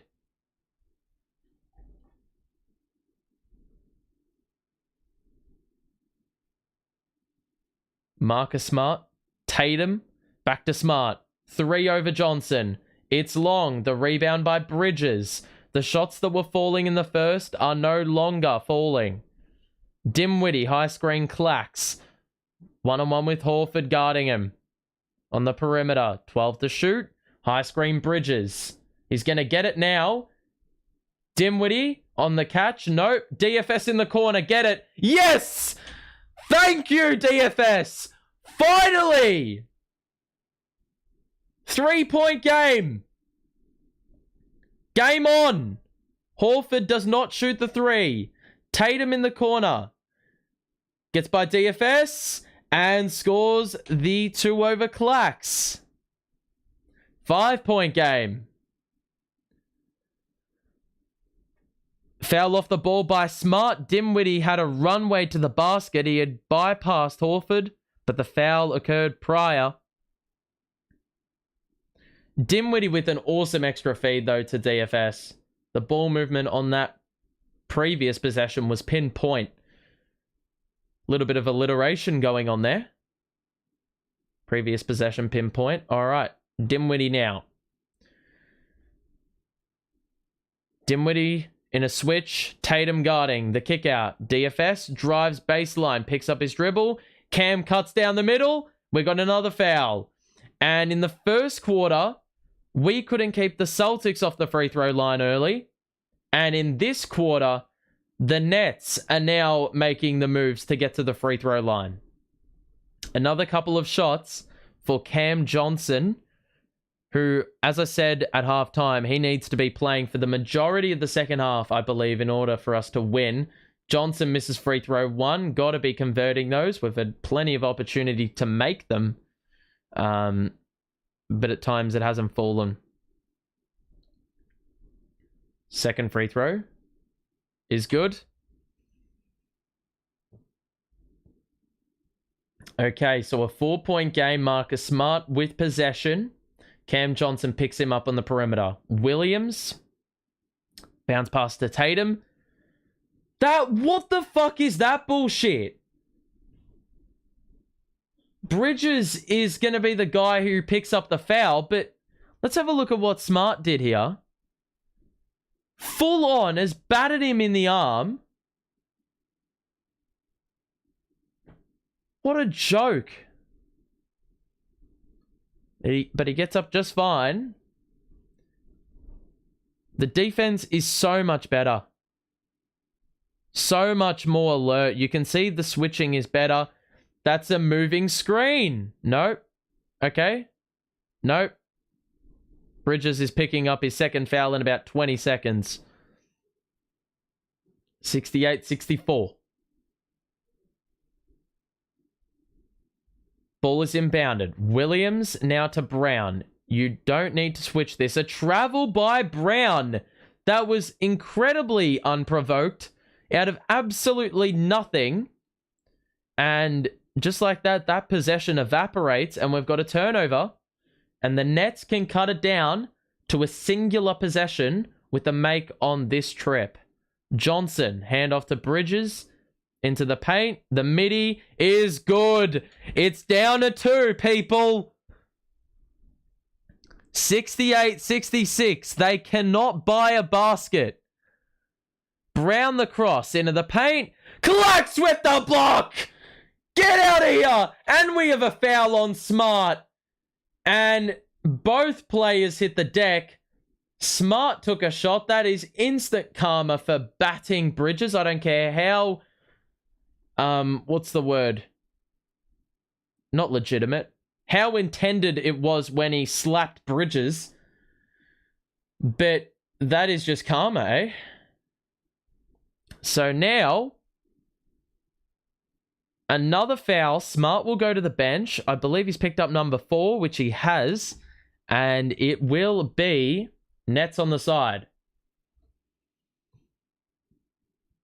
Derek White back in.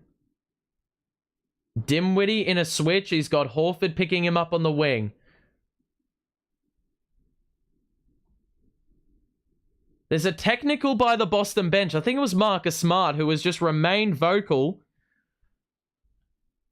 So we're actually going to get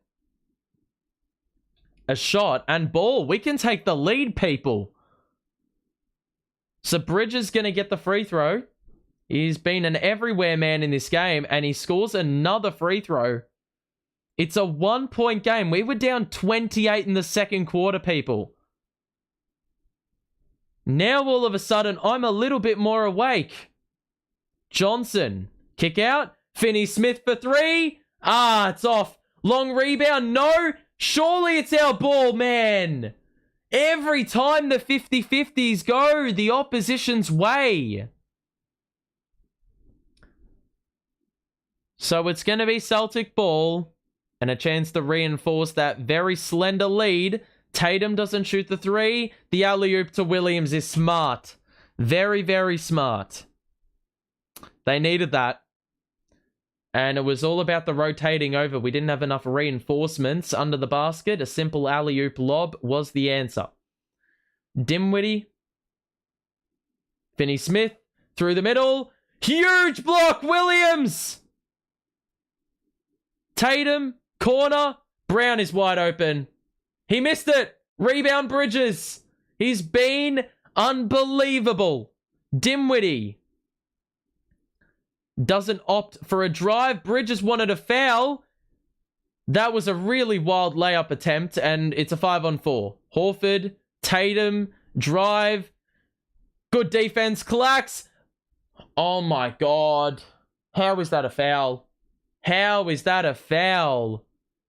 Where have you plucked that from? Well done, Spence, for holding his own there, but of course the ball just has to roll in the direction of Williams on that side. This is a very close game for the Nets.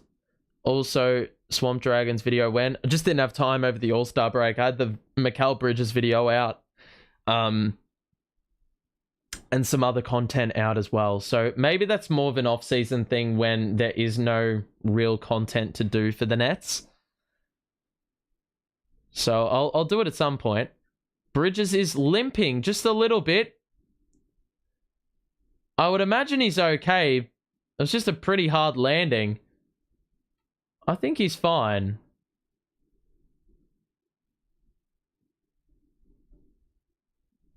It was a pretty hard landing, so I don't know. Williams misses both. Mikal, yeah, doesn't look right. That's the last thing we needed. Hauser's in the game. Derek White had to check in for Smart a few minutes ago. Johnson on the catch. Got it! It's a tie! Let's go! The Celtics crowd is unsettled. We're actually shooting the same percentage from 3. What on earth? Tatum gets by the closeout. The kick out was a bit dodgy. White to respond. It's off. The rebound. We can take the lead. Johnson down the middle. Stops. It's a foul. Let's go. We're going to get free throws. Let's go. This has been... God damn. What a comeback. But as I said at halftime, this is the exact same vibe as the previous game I streamed. Started having to come back from a huge deficit due to an awful start. You come back, and around this time of the game in the Hawks game, that's when we actually met them. But we could never, ever, you know, get over the top and win convincingly. Now we've got 18 minutes. This is such a long time in basketball terms. I mean, we look at what happened in the first quarter. In this game, in the previous game with the Knicks, we can get outscored by 18. We can outscore them by 18 in 18 minutes. You know? Gonna need Johnson to step up with Mikal off. 100%, people. 100%. I mean, it depends on the diagnosis. I would assume that if Mikal can walk with a slight limp, I wouldn't say it's severe if it's anything, you know? But if we want to win a game like this, we probably need to have him on the court. Like, we can't have it being a bad injury, you know? But, guys, this has just been one hell of a comeback, people.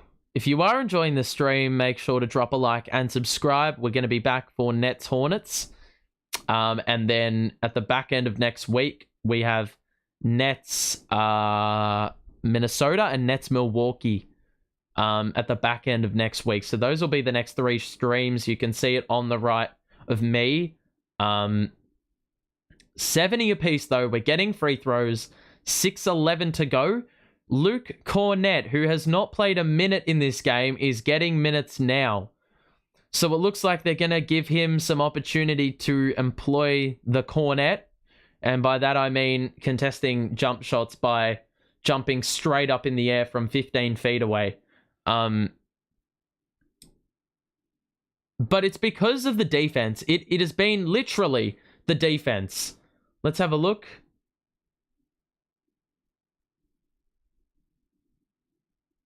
It's the ankle, it looks like. Yeah, it was a bit of a hard landing.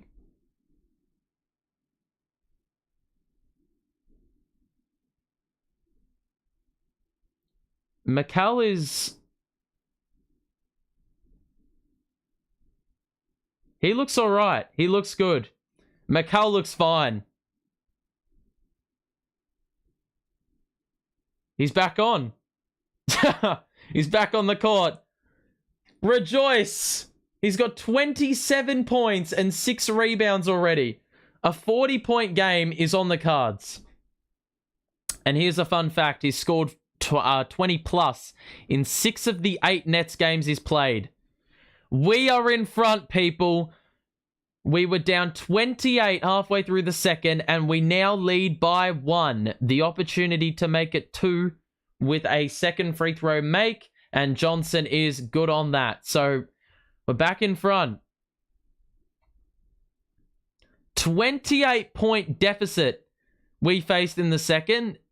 Celtics crowd probably very comfy, but now not so much. The defense is unbelievable. Oh, that is such good defense, McCall. How did he avoid contact? Tatum was looking for a foul. He couldn't initiate contact. Bridges in the corner. It's off. Royce with the offensive board. Clacks. Got it! Let's go! Oh my god, I'm G'd up. I'm so G'd up. Derek White at the elbow. Bounce past the Tatum, who cut back door. The layup was wild. He got it to go with like having half possessed the ball. Dimwitty. Step back 2. Got it! How has he scored that? I mean, in the first half, we couldn't buy a bucket. Or in the first quarter. And now they are just falling at an uncanny rate. Brown scores for 2. And this is the period where we need to hammer down on all the good work we've been doing.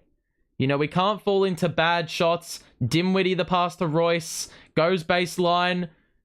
Excellent skip pass. Johnson was wide open. It's off. Cornette just fumbled it out of play. Very smart by Clax. He was not in a position to get that rebound. And he's knocked it off Cornette's hands, who had the last piece of it. Peyton Pritchard is in the game, so they're looking for something a little bit different. And he has torched us in previous games before, so irrespective of the personnel, we got to be awake. Royce does not shoot the 3. We got 10 to shoot. Johnson, he's got Cornette on him. Drive on him. Gets by. Reverse is good. Let's go. 4-point lead yet again. And now we need to get stops here. This is where you create the separation. Cornette rolls to the basket. Cornette, the kick out. And he's just thrown it straight out of bounds, looking for Hauser in the corner. It is going to be Nets ball. And it is an opportunity to get it out to maybe a 3-point possession with the 3-pointer. But I'm not going to be greedy. I'm not going to take this lead for granted. Dimwitty, one-on-one with Cornette. You have to attack this. Royce in the corner for 3. It's off. Bridges, the putback 2. There was no one there. And we have 2 points. It's a 6-point lead. The miss was so bad that Bridges just happened to have the ball land in his lap, and it's a 6-point lead. Did I think I was going to be saying this in the second quarter? No, not at all. It wasn't even a matter of out-hustling someone. It was just luck. And sometimes that's all you need. So let's have a look at the box score. I mean, I haven't really looked at the box score too much today. Let's do it. McCall, was 30. Oh, no, he's got 29. 29 in 29 minutes, as if that makes it any worse. 10 points to Royce. 10 points to Cam. He's lifted in this third quarter, 2 of 3 from the field. He's gotten to the line. DFS has got 11. His defense has been uncanny in this Second half, it's been excellent. The bench hasn't been as, well, really that good, but, you know, everything's lifted on the offensive side because of the defense. Boston aren't shooting the ball nearly as well as they started. Just for context, in the first quarter, we were down 23-5. We were shooting the ball at about 12% from the field. Not 3, the field. And now we're leading by 6. Tatum missed every single 3. Jaylen Brown is not shooting the ball as efficiently. He was 8 of 13. He's now 10 of 19. The energy in the room is lifted. And if I can look at the free throw number, 13 of 17, we're actually out doing them on free throws. Offensive rebounding is even. The turnover count, it's 8 to 11. So it's been 4 turnovers to 1 in the quarter as well. We're getting more looks. Everything is pretty positive. You can see the plus minus as well. DFS has been a net positive. McCall's been unbelievable. And Cam Johnson has lifted in the third quarter because he has actually been able to play. You know, in the first quarter, he couldn't stay on the floor. He had 3 fouls in 3 minutes. Look at the points score in the quarter. I would imagine, what was it? 55, 64 at halftime. So yeah, 25 to 10 this quarter. And this is what I've been looking for. I've been crying out for so long. Like, going into this game, I was like, surely. I mean, we played so well against, like, Philly for a quarter against Milwaukee, or even a half. And you know, like, where's that effort been in the Knicks games? This and that. Cam's got 8 this quarter. Yep, he's stood up as well. He's added another element for the Celtics to deal with on that end. Is Mikal Bridges okay? He's definitely fine. He's back on the floor. And he is contributing big time. It's been on the back of defense. We've conceded 10 points in 8 minutes. And what happened in the first quarter? We conceded like 40, 37, 40. Mike Muscala's in the game. I forgot he even existed. Brown tries to get by DFS. He stays with him. Now Pritchard drives on Johnson. Picked up his dribble. White catch and shoot 3 is off. The rebound. Royce was in there.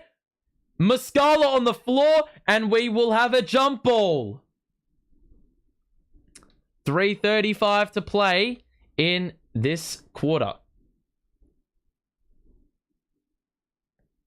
Robert Williams is out for the game with tightness. That's a big, big loss. You have to attack the paint now. Bridges, this plays into your hands. Spence won the jump ball on Muscala. Bridges 1-on-5. It's a foul.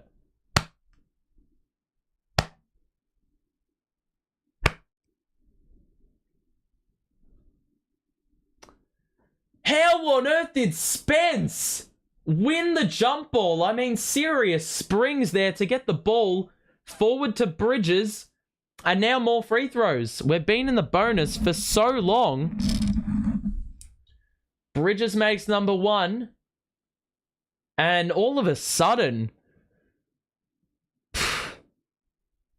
it's been the ultimate role reversal in this last quarter, basically. Bridges now cracks 30, and now he gets 31. So, an 8-point lead, a 27-10 extended run in 8 minutes, 25 seconds. We have a foul, a hard foul by Royce. Derek White will get to the free throw line. And in a quarter where they really need points, this is probably the way they're going to do it in the short term. Missoula's just trying to be a bit inventive here, going deeper into the rotation. Muscala in, Cornette in, Derek White in, getting a bit more action, a bit more exposure. White makes that. Only 11 Boston points in the quarter. Royce screws up a great moment immediately with the foul. I wouldn't say that. I think that was a fair foul.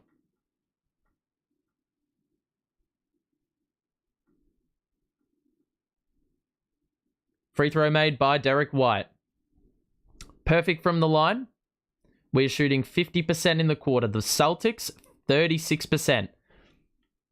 Dinwiddie, high screen. He's got Royce wide open for three. He bypasses Muscala. Finney-Smith at a wide open three in the corner. That one is off. Good look. I like the look. Brown, easy two. Huge slam. And it's back down to 4. A couple buckets for Boston. We have to attack Muscala. He's rubbish on defense. Dinwiddie. How did he not get a foul called for that? Oh, that is... oh. I thought they were going to ping us with an offensive foul, a charge. But Derek White was beaten to the spot by Cam Johnson. It's going to be more free throws. So 2 shots.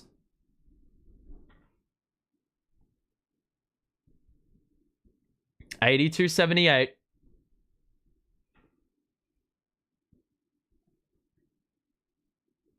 Free throw is good. I just love the attack. Clax is back in the game. The defense actually looks better without Clax on the floor. We have lifted, man. We've lifted. McCall to the bench. You have to attack Muscala, man. He is ropes defensively. Johnson gets the roll on the second. 84-78. Brown is picked up full court by Finney-Smith. And now looks like Muscala going to set the screen. And now the switch. Uh-oh. Derek White does not shoot the 3. Finney-Smith is pinged with the foul. It's going to be more free throws. So Derek White has been pretty decent in the last couple of minutes.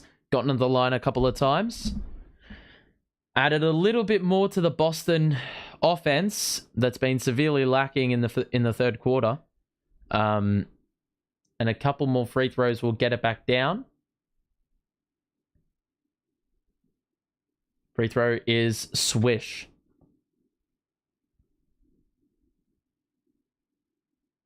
$84-79. Tatum getting a rest. Brown on the floor leading the way right now. You've got Pritchard and Muscala and Hauser. I don't know how good Hauser is defensively, but like Pritchard is small and Muscala is a bit ropes laterally. So I think, yeah, you have to attack this. High screen by Cam Johnson. Dinwiddie one-on-one with Hauser.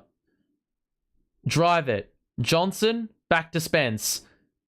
Drive, shot, got it to go! He wanted the whistle. He didn't get it. But that was an incredibly tough shot. I mean, he was on the way down when he put that one up. Back up to 6. Brown shoots a 3. Missed it. Rebound by Muscala. Pritchard got a vital hand in there. Pritchard, good body bump. Trapped himself under the basket. And Finney-Smith will slow the play down. And Dinwiddie will get it to Finney-Smith. Lot of space. Got it! Ah! The cohesion, the chemistry, the connection is there. And it's back up to 9. I say back up as if it's been there before today. It hasn't. It hasn't been as high as 9 points. So it's back down to 7 with a quick 2 by Brown. Dinwiddie got rid of Hauser. He was short on the runner. Got the rebound. Bats it out of Finney-Smith. Ball fake. Clacks out of Royce. 3 short. Got his own rebound. Kick out. Johnson wide open. Ah, it's off. Clacks gets the board again. Johnson 3 off. Royce the board. Miss. Put back off. What a sequence. White all the way. And he scores for 2. After all that, we had like 6 fucking chances to get a shot up. And we couldn't get it to go. Dinwiddie just lost the ball. Transition opportunity for Boston. Pritchard is blocked by Dimwitty. What? It's a travel. Oh my life. You're probably wondering why that was all so frantic. Well, I don't even know how I kept up with everything that was going on there. Seemed like that play was never going to end. And we had quite a few good opportunities there. Jesus Christ. What a damn sequence. So with 23 seconds, we can hold for one. And I want to see a good shot here. Royce is going to slow the tempo down. Dimwitty, 8 to shoot. I would attack Muscala. Attack Muscala. Weaves through. Gets it up and missed it. He wanted a whistle. He didn't get it. And that's the end of the quarter. I like Spence getting to the rim, but as far as like the percentage of the shots go, like with the way he's putting them up, it seems very awkward. Like I just wouldn't. You need to add a little bit more fluency with the play. Let's have a look at the box score because the turnaround's been exceptional. I mean, Mikal's got 31, but you're seeing DFS get on the board a little bit more and definitely more efficiently than in recent times. Spencer's got to be more, I think, definitely the assertiveness going to the cup is good, but he actually needs to, get in the restricted area and get up some good twos. Clax has been good, defensively active. Mikal, we know, we've talked about this. Cam Johnson, really inefficient, but free throw line tendencies have been pretty awesome. He's been to the line a lot. Royce, I mean, he's actually been half decent, but in the third quarter, a bit inefficient. And then you can see the bench has barely gotten any run aside from Royce. The shooting's gone down a little bit. But if we look at Boston, I mean, Jaylen Brown's got 29, Tatum's got 18, and Derek White's got 14. But you can see the shooting's under 50% from the field, under 33% from three. The rebounding number is dead even. The turnover counter, well, you can see we've had 9, but they have actually had more, which is usually not the case when we play Boston. The offensive rebounding is in our favor. The free throw number is in our favor. So a lot of things going right. Now, we've done all the hard work to get back into the game. We've done all the hard work to get back into the game. Leave my man Royce alone. He got 12. Yeah, I was saying he had a pretty good game, but he's dropped off a little bit if we're looking at shooting. He's had a couple open looks and they just haven't gone down. Actually, I don't even know if you're referring to Dennis, but Dennis in the chat. But regardless, the key is, like, we've come back from 28 down. Now, for the love of God, can we just close the game out? And it's going to be Mikal time. It's going to be Mr. Fantastic time. It's going to be Thing 1 time. I'm going to take back what I said about DFS. Well, DFS has been trash, like, in this Nets tenure. You know?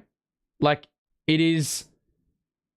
Like, you can't argue with it. The stats don't lie. He's been trash. But in this game specifically, he has stood up considerably well. He's hit 4 threes. But it's because of all the transition opportunities we're getting. And his threes have been very much in rhythm. He's looked a lot more fluid. Don't call it a comeback. This is a comeback of sorts.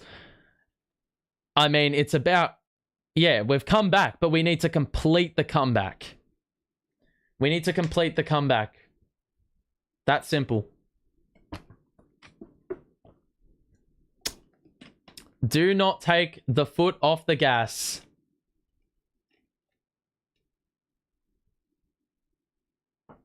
Okay. We outscored him that quarter by, I think it was 34-20. We're going to need to see that again in this last quarter. Here we go. The final 12 minutes. Tatum Derek White, I think he's going to be in the closing unit for Boston. He's been pretty good today. Pass to Pritchard in the corner. Gets by Johnson. The extra feed to Brown. Good aerial contest by Royce, but the 2 is good by Brown. Bruising screen by Royce on Pritchard. Bridges doesn't shoot the 3. Out to Royce, and now he'll give it a Clax. Bridges is probably going to receive the handoff. Nope. Clax is going to take it himself. He lost the ball, and it's going to be out off Boston. I don't recall that ever being a thing.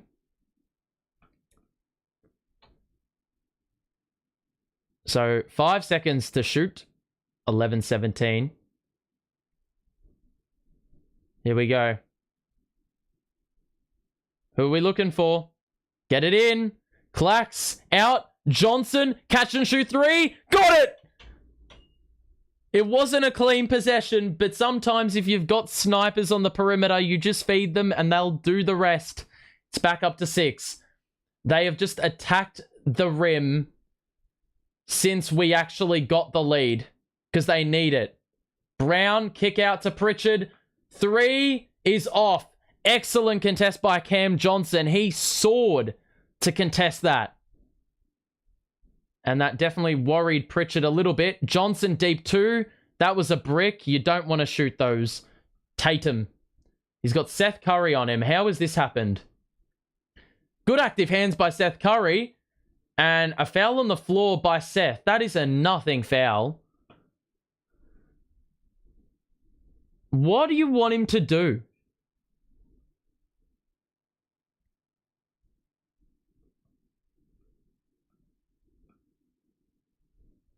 All right, play resumes. Tatum, drawback, 3, off, rebound Johnson, and he's pushing the pace early. Seth Curry on the wing. He's got White on him. Switch, high screen Clax, and now Royce. Good defense. Curry on the catch. The 3 is long. The rebound by Derek White. I don't like how the offense is moving. Good work by Royce to stay vertical. And now Royce down the middle. Clax, what a shit pass by Royce. Gotta be better. These possessions, we need to be reinforcing the lead. You cannot give them any window of opportunity to get the victory. You know, we're forcing a few misses here and there, but you've got to capitalize on the other end. White into the paint. Nearly lost his footing. Horford is short on the push shot. And now Bridges strong with the rebound. Pull up 2 is good. Let's go, McCall. Bro, McCall is the bailout. Every time the offense looks shit, give him the ball, get him into the mid-range and score the 2. Brown, high screen Derek White. He's not going to shoot the 3. Derek White. Good ball fake, and he scores the 2 uncontested. I don't know where the defenders had gone. Royce is going to bring the ball up, and he will give it to McCall for offensive duties. 1-on-1 with Pritchard guarding him. Cross, gets in the paint, kick out, Curry ball fake, 2, got it! Oh my life. What you're seeing is just maximizing the offensive abilities of the players. Seth Curry's pretty good at that most of the time. Curry, the active hands. Transition opportunity. Curry pulls up for 3. It's off. Johnson, put back 2. +1. Ah! Voice crack included. I got a reason to be excited.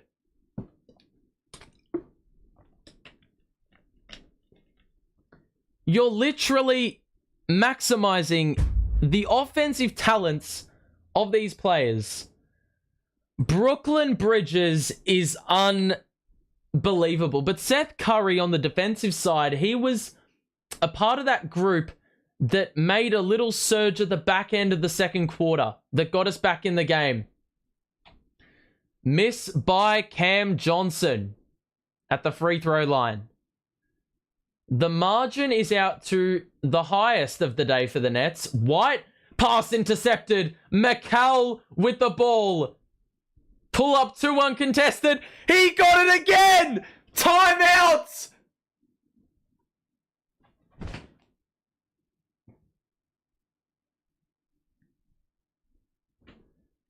I don't care what you say. This comeback is unbelievable.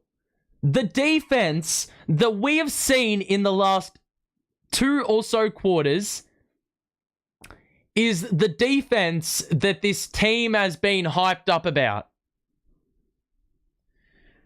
And I was in the shits about Jacques Vaughn in the second quarter, and I will still stand by the fact that I don't know why we gave him an extension. But the fact he made the hard decision, I say hard decision, it should have been an obvious decision. No Cam Thomas, who played like arse when he came on. No Joe Harris when he came on. Or no Joe Harris, generally speaking. Because he was trash when he came on.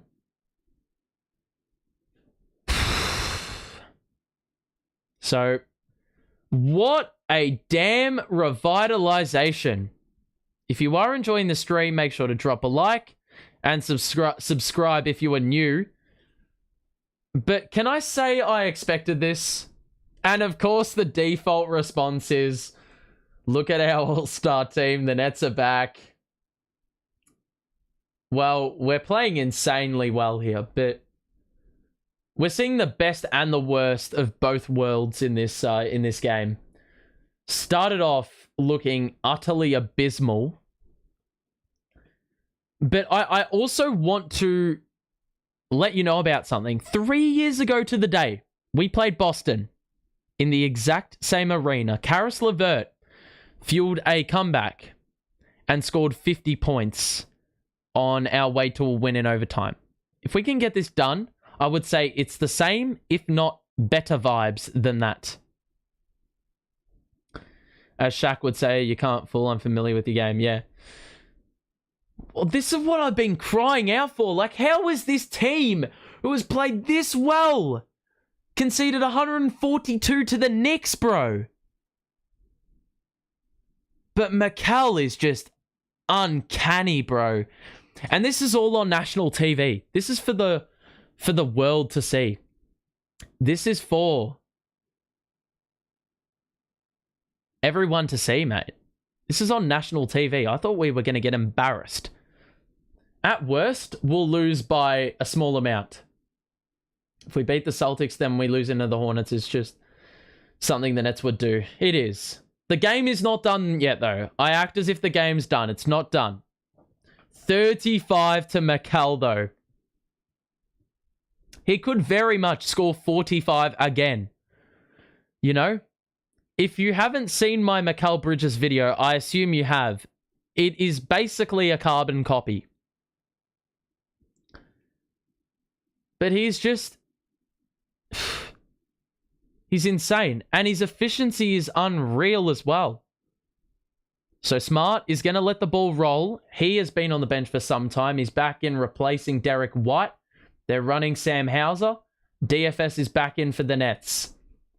Tatum puts the head down. He fell to the floor. I don't know who the foul's on. I've heard rumors the reason the Nets only lose the tank. That is just a rubbish report. It's all rumors. And the echo chambers basically, like, fuel that rumor even more. It becomes more believable if more people say it's going to happen. It's rubbish. We have no reason to tank, especially with the position we're in. We're too far into this season and too high up the standings to tank. Doesn't make sense. So Spencer Dinwiddie. The Celtics just scored. We need to keep the scoreboard ticking. Johnson to Bridges. Well held up by Brown. He gets it back out of Spence and now back to Bridges. The switch sees Hauser guarding Bridges. Brown picking up Spence. Oh, Bridges! Brooklyn Bridges is unbelievable! 38! And an offensive foul by Cam Johnson. Ah! Let's go. 38 for McCall. And what's underrated about that is the mismatch. We had Hauser on him. Johnson draws the charge. And with 7:14 to play, this is a staggering turnaround. Haven't seen me this excited. If you're not excited about this, we were down 28 in the same game. I'm not talking about last game, even though we were. We're somehow up 13. Oh my God. How is this happening? Step back three by Spence. 17-4 run in 4.5 minutes. Brown to Smart. They look shell-shocked. Horford. Williams is in the game now to replace Hauser. Euro. Williams misses the layup. Johnson the rebound. He lost the ball. And it's going to be Tatum with an easy two. Dunk at the basket. But I think the Nets wanted a kick ball. Didn't get it. Please, for the love of God, just don't blow this now. Spence, one-on-one with Horford. Lost his dribble. He's going to fetch it. He's got Horford on him. Drive. Foul. It's going to be 2 shots. Doesn't matter if you score. I mean, it's a bonus if you score the 2 and get an opportunity at an and 1. But this has been an unbelievable turnaround from the first quarter. I am amazed with what I'm witnessing here. First free throw is good. We exceed the final 6 minutes, halfway through this last quarter. 15-point lead. Not deficit, lead. Second free throw is good. This is unbelievable. Down 28, bro.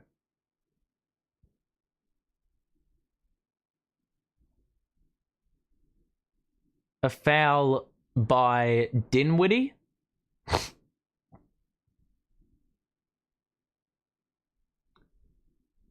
You know what's amazing, people?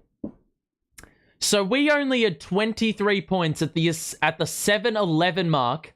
Ironic, I know. 7-11 mark of the second. Tatum misses the 3, rebound Finney-Smith. You know, we have scored 85 points in just over 2 quarters. You know how insane that is with our team. This is against Boston. Dinwiddie trying to cook on Horford. Finney-Smith, extra feed. Bridges gets by. The scoop! Oh, got waved off. The ball movement was wonderful. Celtics get a desperately needed stop, but the ball movement was wonderful. We drew the defenders well. Bridges got by Horford. Ooh. I need to see a slow-mo of that because it looked very tight on the release there. Tatum into the paint. The Euro is good. And look, I would think we aren't going to get outscored by 14 in 5 minutes, but I've been proven wrong numerous times before. Spencer Dinwiddie, the high screen by Finney-Smith, and the switch. Spence. Pass to Royce, back to Spence. 5 to shoot. Ball through the hands of Bridges. We got to get back. Brown, Euro, off the glass. It's good, and I expect a timeout. 4:44 to play. 12-point game. You don't let this game get any closer than 6. I like the timeout being called.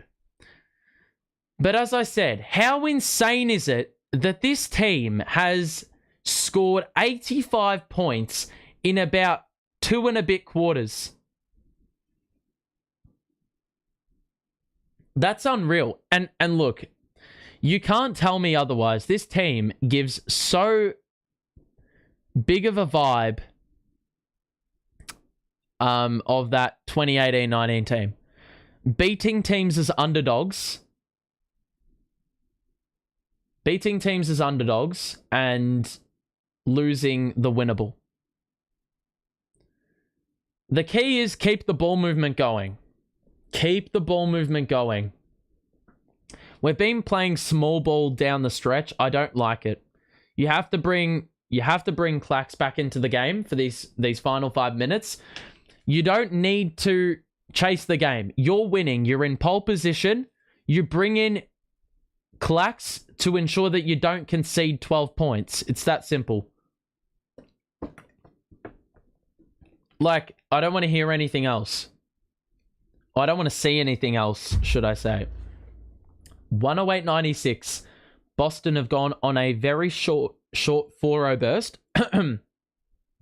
And it has been because of turnovers and just really poor trips on the offensive side, much like Miracle Tree has mentioned. So the key is just close this one out and move forward. We've got Charlotte.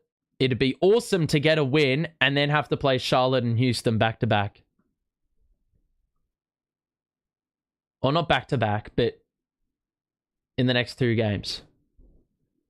So we will be there for Nets Charlotte in a couple of days' time. So if you want to tune in and you're not subscribed already, you want to stay tuned, make sure to subscribe. But a big 4.5 minutes ahead. The focus has to remain.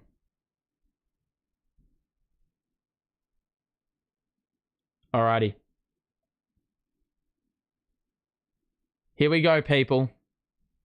A big, big final few minutes to play.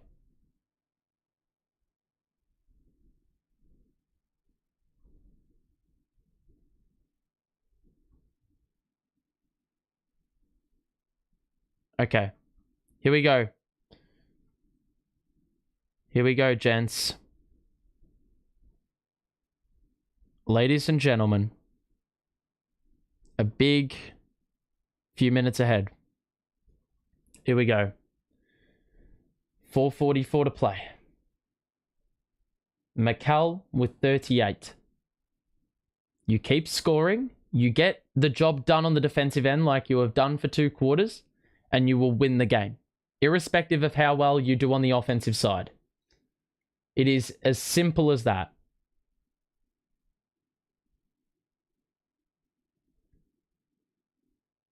Royce remains in. No Clax. I'm not sure if I'm a fan of this. Cam Johnson is going to slow the play down. We are milking the clock to the fullest. We have 4 to shoot, and we haven't even done anything. That is a rubbish shot. What on earth was that out of the timeout? Tatum. Smart gets by. Kick out of Horford. Catch and shoot 3 is good. It's a rubbish offensive possession. Why on earth have you played ISO? You haven't even tried attacking the paint. 7-0 run in a minute. Game can change in a flash. Bridges one-on-one with Horford. The ball is not moving. Bridges on the drive. The layup doesn't get it to go. Got to get a stop. Smart. Horford. Blew the layup. Oh my goodness. How on earth has that happened?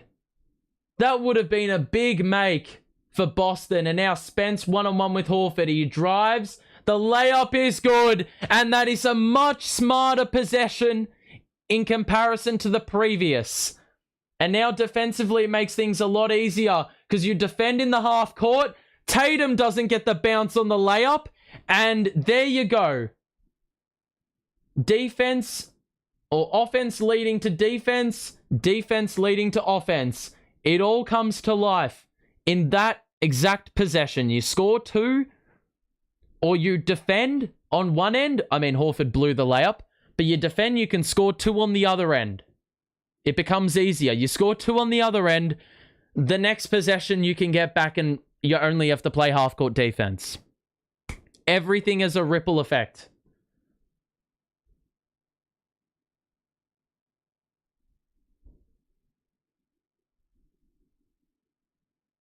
Okay. So 11-point game. We used our use it or lose it time out. 1:10:99. I mean, if you had me thinking that in the first quarter we were going to concede under 100 to this point in the game,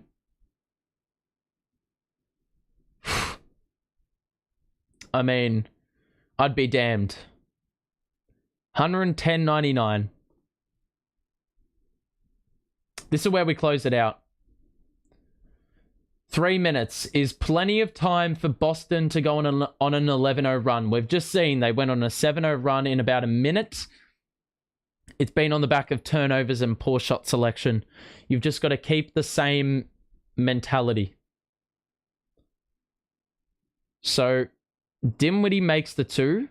Now we have to dig in. Actually, no, we've got the possession. So we really don't need to do anything stupid. We've got to get the ball in first, and Royce does get it. We exceed the final 3. Spencer's got it here. He accelerates. Finney-Smith catch and shoot 3. It's off. Bridges was there for the board, but he could not. Pushed under it. Tatum, change of direction. Walks a tightrope. The kick out is smart. On the catch, the 3 is good. 8-point game. They have halved it in about 2.5 minutes. So, got to remain focused. Dinwiddie the kick out. Finney-Smith, one more for Royce. Finney-Smith again, top of the key. It's good! That's what we needed. DFS has been unbelievably good today. Best game in a Nets uniform. That's a foul on Cam Johnson. And it's going to be shots. But this is huge. A huge 3 by Finney-Smith. You missed that, they could cut it down to a 2-possession game.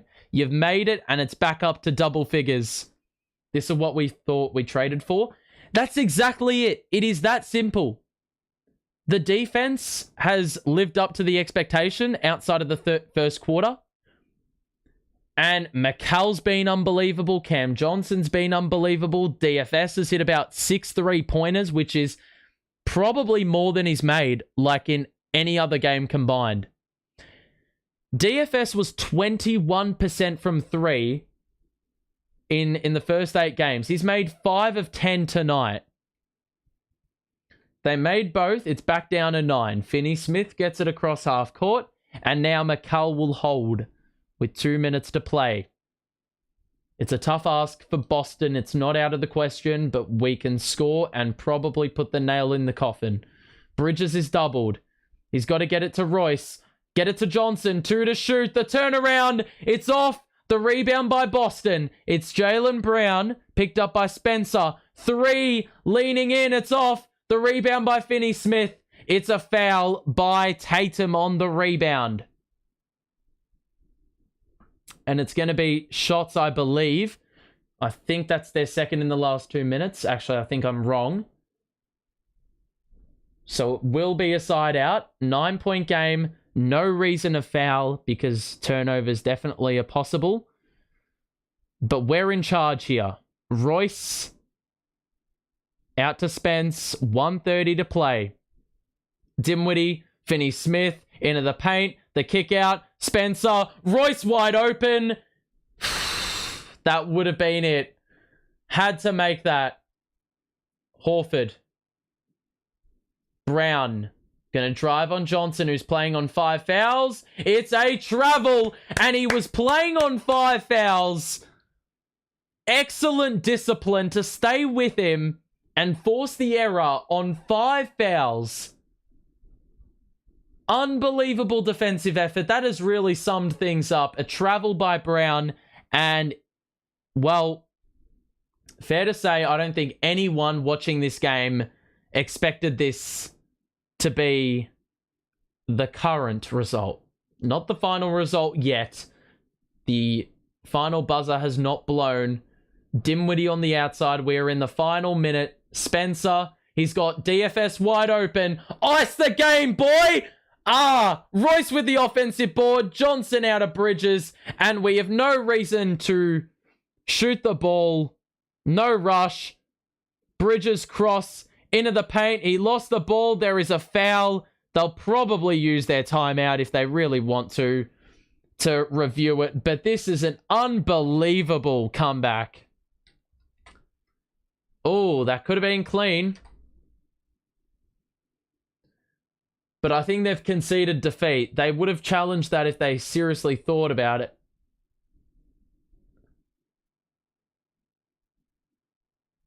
Actually, no, there is a challenge. So it may very well be a turnover because I think that was a pretty clean block. 113-104, but now that we've got a little bit of time on our hands, let's have a look at the box score. You can see the Celtics have not been that efficient. Good play-by-play. Thank you, my friend. I believe you're new here, so thank you for tuning in. Hope you're doing well, my friend. You can see rebounds dead even. Shooting pretty much dead even. Free throws in our favor. We've had 10 more shots. That is unheard of for a team that's really undersized. 12 turnovers for the Nets. We've forced 18 to Boston. That's been another big talking point of this game. But Tatum's had 22. He's been awful from 3. Brown has carried the team on his back. Derek White's been good. But they haven't had the contributions they've needed. We've had 4 players in our starting 5 score 17 or more. And that's been probably one of the big keys. I can't help but think that the Brogdon absence for Boston is somewhat understated. He would have been a really handy guy for them to come off the bench and potentially play in the closing, especially with Robert Williams sitting on the side. So, looks like we won. The challenge was unsuccessful. But we missed the shot. Dinwiddie was short on the 3. It's going to be a timeout for Boston. So, pretty unreal stuff. If you are enjoying the stream, make sure to drop a like and subscribe if you are new. We'll be back for Nets Charlotte in the short-term future, but this has been one hell of a comeback, ladies and gentlemen. Down 28 in the second quarter. It was 51-23. It seemed like we were going down the same pathway that previous games have suggested, where we've been utterly dominated outside of maybe a quarter. But today we've been the guys who have been doing the dominating from basically midway through the second onwards. You know, it's been one hell of a comeback. Mikal Bridges has led the way. He's had 38 points. DFS, big contribution. Cam Johnson, I think it's understated. We said this, but at halftime I said he needs to play majority of the majority of the second half. He can't be fouling out. Game's not over, though. We are definitely in the box seat. They've got to get it in. Jaylen Brown going to shoot a deep 3. Johnson is discarded, and that is going to be shots for Cam Johnson. You know, the guy had 3 points at the half. He had not shot the ball very well. But he had been, he's been unbelievably good in the second half. You know, he's done the little things defensively. You know, we talk about getting some stops and on the offensive side, he's hit some big 3-pointers, especially at the start of the third quarter. I've lost my voice a little bit. You know, he's hit 8 free throws. So even when the threes weren't falling in the first half, he got to the free throw line. 114-104 though. And I think it's also understated that Clax has been off for quite some time. It's been the small ball 5 look that's actually proven to be a good thing in this game rather than a bad thing. So 115-104. This is an unbelievably good win. Williams missed the layup. How the fuck is that a foul? He's just blown the fucking layup. Cam Johnson will foul out.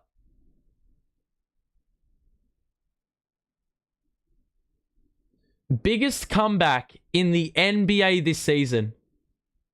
Colossal comeback. And with the personnel we have compared to theirs, talk about that being against the odds. I mean, this was 0.1% chance of winning it at the point of the game where we were down 28. If you put money on them to win from that point, whew. Cam scores 20 after having 3 at halftime. And you know what, guys? I've actually been working on a Cam Johnson video. So expect to see that in your feed very, very soon. They missed the shot after converting 1 of 2. That's going to do it. What a fucking win. And the dono. The first dono. What a way to cap it off. Thank you very much, my guy, for donating a couple of bucks. Any donation is welcome. What a win, though, people.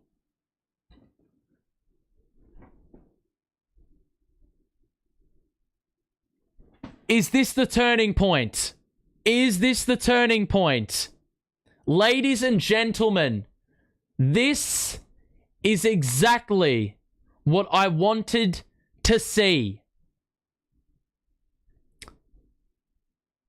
But yeah, much appreciated dono there. Unbelievable though. I mean, what a win. This is an unbelievable effort. And I'm telling you, it's the Clax uniform. It's the Clax uniform, people. I mean, I know we only scored, what, like 2 points today, but you know, I think I've got to wear this more often. It seems like it's a good omen. It was a special win, though. Indeed, it was. I mean, against all odds, we thought we were dead in the water. I mean, I honestly couldn't stay awake in the first half. I was falling asleep. I was dozing off. It was a little bit of a sleep stream, if you ask me. But from that second quarter point onwards, we look like a completely different team.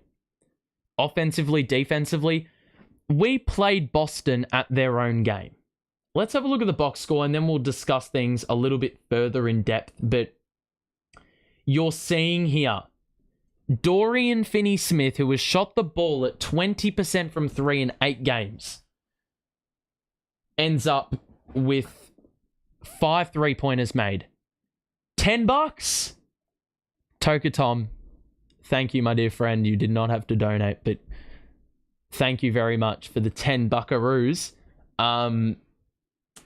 17 points for DFS. And I would have to go as far to say, aside from maybe the very first game where he clamped DeRozan, this was his best game in a Nets uniform. I mean, 17 points, 9 rebounds, 6 of 15 from the field. I mean, it's not great, but when you look at how he's been shooting the ball from 3, 5 of 11 looks unbelievable, right? Cam Johnson, you're probably saying, why are you like hyping this guy up? He shot 5 of 16. It goes far beyond that. The guy had played 7 minutes in the first half. 7 minutes in the first half. He had 4 personal fouls. He had 3 points. He had 1 of 7 from the field. In the second half, he goes 5 or 4 of 9, which isn't great if we think about it. But he did not foul out until like the last 20 seconds. He played 24 minutes in the second half. I said he needs to play as much as we need him to. And he played the entire second half. That is an unbelievable effort for someone who's playing on 4 fouls. McCall, I mean, do I even have to fucking talk about this guy? This guy is ridiculous. He scored fucking how many points? 38, 9 rebounds, 4 dimes, 1 steal, no blocks. All right. But you get the gist. I mean, this guy, even when we looked shit, I mean, we had 40-something points. 40-something points in the game. We had were slowly inching back into the game. Mikel scored about half of our points at that point. He kept us afloat, and it was very good to see this team actually get the job done. Mate, what is going on with the donations here? I mean, thank you everyone for donating. Slickback, thank you very much for the dono as well. $16 of donating, that's awesome stuff. Awesome stuff in about 5 minutes. Awesome to see. We're getting the Bridges jersey next. I mean, yeah. I mean, I probably have to cop one next season, but even Spencer, I mean, he hit like some bullshit 3-pointers, but even his attack on the basket, it either allowed us to score 2-pointers and exploit Boston not having, you know, Robert Williams in there, but he could also drive and kick, you know, and open up other shooters. And that's why DFS got more looks. The offense just seemed way more free-flowing, but it all goes back to defense. All goes back to defense. I mean, Boston was shooting lights out in the first quarter. We were shooting god-awful and managed to resurrect things because of exactly what, you know, dug us our own grave. The reason we were down was the defense. Number one. And it's amazing what happens when you rectify the problems that are in your control. And we saw what's happened right here. Big statement win. 17 to Dinwiddie. Clax, I mean, he had 12 rebounds, barely any offensive impact, but 3 blocks in there. His impact was pretty good, but 29 minutes, I mean, I'd have to give this team credit for playing undersized and playing Royce in place of Clax. We played basically a 6-man rotation. Bro, what are you doing? Crazy stuff, mate. $20. I mean, thank you, bro. Thank you. You don't have to do this, but fully grateful for the $20. I mean, if there's one game you probably want to do donations for, it's probably this one, because I don't think I've had to I don't think we've had enough joy in like the last 2 weeks, 3 weeks even. Boston went cold, looked like they lost interest in some of the plays.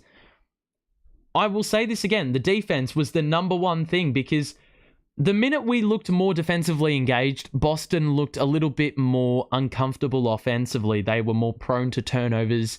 We were getting out in transition more. As I said, playing them at their own game. But yeah, thank you for the donations. You did not have to donate. The option is there if you want to do it, but I'm not telling you to donate that much. This was a great win for your Nets. Have a great day. Thank you, my friend. I mean, I hope you do too, because for once I'm actually going into the rest of the day. This is so weird talking about a Nets team and actually, you know, wins coming at a premium, but this was an excellent win. What a win. Not gonna lie, I didn't know you had the super chat option until I saw last stream. Well, that was the first game it was on offer. You can see for Boston, I mean, Jason Tatum has really torched us in previous games, but 0 of 8 from 3. Jaylen Brown got 35. He was colossal, but 16 of Derek White. They really missed Brogdon. That was the really big missing point for Boston. That said, they should not have choked a 28-point lead. I don't care what plays you don't have available. You don't lose after having a 28-point lead. It was the Hawks game, except we actually got over the line. And the defense was there. You know, against the Hawks, we conceded 129. In this game, after conceding 37 in the first, we conceded 105 total and scored a crap ton of points. Like, since, the 7-11 mark of the second quarter. So the final 2.5 quarters, we scored 92 points. You know how crazy that is pace-wise. And it's because of all those turnovers. I just want to show you the turnover count for Boston, who usually play us at our own game. They had 19 turnovers and they only had 9 offensive rebounds. You compare that to us, who had 13 offensive rebounds, undersized, and had 12 turnovers. So there you go. NBA has to talk about how the Celtics blew a 28-point lead to the lowly rebuilding Nets. I would just say we've severely underperformed. Severely underperformed. You know, we should not have conceded 142 to the Knicks full stop. We shouldn't have conceded 47 to begin. We shouldn't have lost to the Bucks. We shouldn't have had a 28-point swing. We're up 14 at quarter time or something like that, or in the first quarter, and ended up losing by 14. You know, we're not that bad. We shouldn't be getting outplayed this badly with the plays we've got. I don't know why it's gone all the way down. Free throw number was up there. We actually outdid them on the free throws. Overall, what a win, though. What a damn win. I mean, if you have any final thoughts, share them. I will be doing a Cam Johnson video. I don't know when the time will permit because I'm actually doing some other stuff as well, alongside all the other shit in my own life. But the Cam Johnson video is coming. It will be here in the next week or so, I would say. And hopefully there's a bit of a larger sample for me to base some of my analysis off. We finally beat Boston. Yeah, we beat Boston, ladies and gentlemen. Can we just get a round of applause in the chat? Like, let's get the clapping emoji out. Like, because seriously, like, we need to give this team like a proper round of applause. Like, I'm gonna spam it. Like, I will spam it. Like, just seriously, like, let's just get a bit of applause. Let's just get a bit of applause in chat. Like, seriously, no way in hell were we entitled to do that. You know what I'm going to do? Like, I'm also going to do this. Hang on. Let me just get a, let's go back to this. If you weren't here at the start, you saw me put this image on the screen. Let me know if you've read this book, because it's a pretty hard read. It was a tough read. I mean, I spent a few like weeks reading this book, and honestly, like, I just don't like, I just, oh, man, I thought it was over. But funnily enough, we're back. We're back, people. You know what I'm gonna do? I've just moved the whole overlay. Damn. Got some serious power. Now, what I'm going to actually do is I'm actually going to get the Twitter post-game up, and just show you what people are saying. What are people saying on the Nets page? The win probability for Boston when they were up 28 was at literally 99.9% on ESPN, according to that. You can see, look at that quote. I mean, that ages pretty well with this thing. Rust, lack of chemistry, and no first option. Well, the first option's pretty clear now, isn't it? Let me just get the box score or this up. And I'm hoping that it doesn't, like, time me out and asks me to log in, but let's have a look at what people are saying. Can I even zoom in on this a little bit more? We love McCall. Yes, we do. Rejoice. This is so messy, but you know what? We're going to continue. You just lost the Brooklyn Bridges. Yep, that's valid. Continue this. 100%. McCall Bridges supremacy. I mean, honestly, like, give him the country. 24-hour live stream to celebrate. Unfortunately, I don't have that time on my hands. Check with Vegas betting scandal. I reckon Celtics threw that game. Well, yeah, I mean, if you were working in betting and you bet on this game, well, your payout's pretty good. I saw the movie the whole week watching the Nets. Yeah, even the movie, like, the movie's pretty...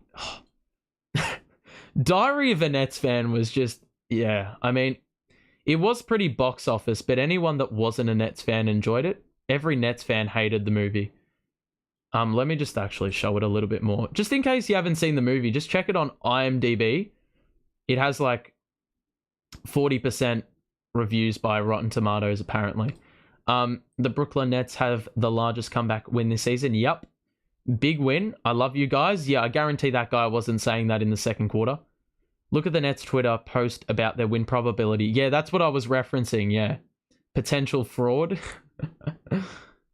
Why Jason Tatum call me? Yeah.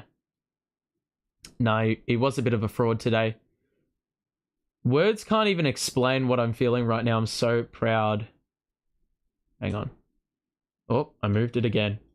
I'm so proud of them right now, yo. Yeah.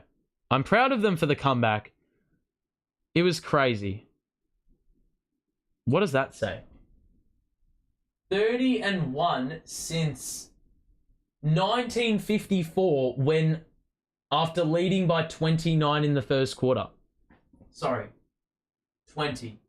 29. I don't know.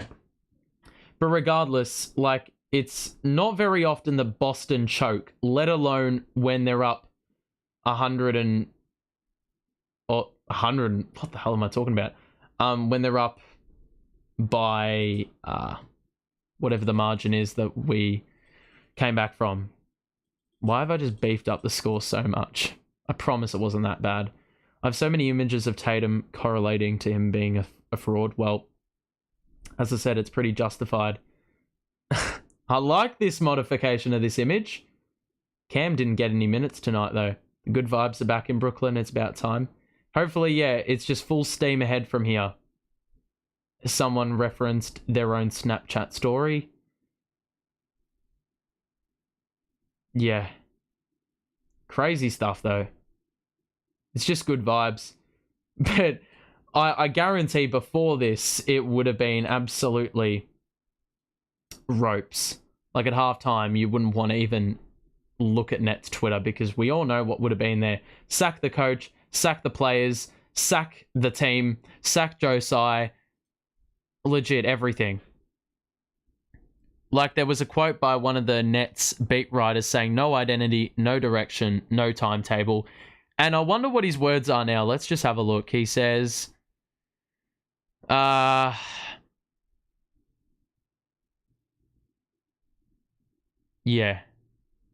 It was an 85-45 run that got us in the position we needed to win the game. It's crazy. Let's see what's happening on Sports Center, what people are saying. Yeah, they're just showing Mikal Bridges for 3. I didn't... This was a missed opportunity. I didn't do the Mikal Bridges celebration. Well, if we beat the Hornets by 45, then I'll do it. Yeah, it's a bit embarrassing. Actually, you know what the best place to look at is? The Boston Celtics Twitter. Oh, God, you don't want to be there. That is probably a bit of a war zone. Everyone's probably bickering in the comments or something. Let's just have a look at that, and then I'm done here. I just want to savor this moment because it's not going to happen too often we beat Boston. I don't know the last time we did it. Probably in the playoffs seasons ago. This isn't even funny. You just threw away the rest of the season. Bit of an overreaction. Way to show out on Pride Night. I don't know how that relates. That's what you get for celebrating. Glad they got the L. Yeah, bit of sense knocked into them. A little bit of arrogance, you know, coming back to bite them. Again, the same meme. It's actually really suitable, though. Bit of bagging of Jason Tatum. Embarrassing. Just tank and shut up. 0-1 since the Pride Month profile. God. That's a good tweet as well. And it got 113 likes. I swear they act like they won a chip already. Playing down to your competition again. Don't trust this team until they actually win the chip. They just got a bit carried away, didn't they? And you know what? Before we leave, let's just have a look at the standings. I think that's very key. If we look at other results that happened today, the Knicks and the Heat. Actually, let's watch the end of this. I know there's not too many of you here, but I just want to see the ending of this game because this is pretty important in the way in which the standings may take shape. It's 116 apiece with a minute left. I mean, whilst we're here, might as well watch it. You know, it doesn't seem to hurt. Memphis, Denver, that doesn't matter. Pels, Golden State, doesn't matter. Atlanta destroyed Portland. We beat Boston, which instantly was a plus. OKC destroyed Utah. Phoenix thumped the Bulls. Devin Booker 35, KD 25. Oh no, sorry, KD 20. Okogie is outscoring KD. That is ridiculous. 25 for him. Okay, let's just have a look at the end of this game. It is Randall, final minutes. Bam surely took a shot. Randall fadeaway 2. Got it to go +1. That is an unbelievable shot by Julius, man. He's been fairly unbelievable in this win streak, I have to say.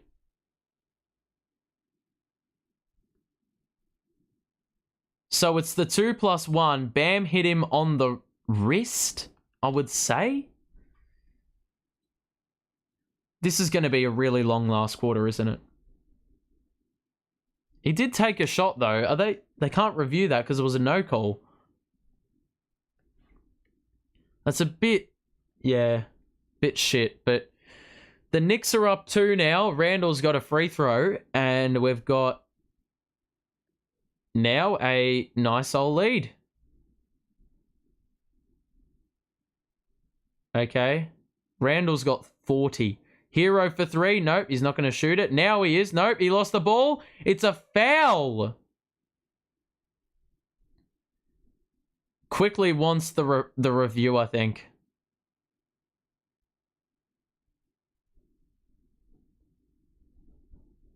That's a foul. I think quick... Yeah, they're challenging it. Let's have a look. Ooh. So basically, quickly got pinged for a foul.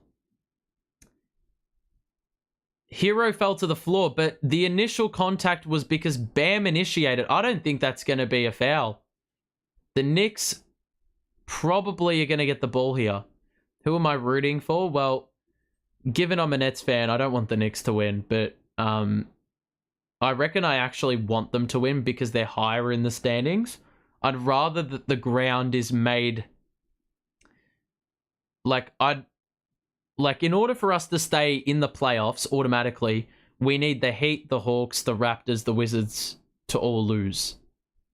And so if the Heat win, well, sure, we gain on the Knicks, but the Heat are, you know, a half game closer. So I would much rather the Knicks win, actually. But overall, like, if we weren't in the position of holding onto a playoff spot, I would want the Heat to win. Quickly got 21, Brunson 25, Randall 40, Barrett 17, Josh Hart's done really nothing. Not nothing. I think it's overturned.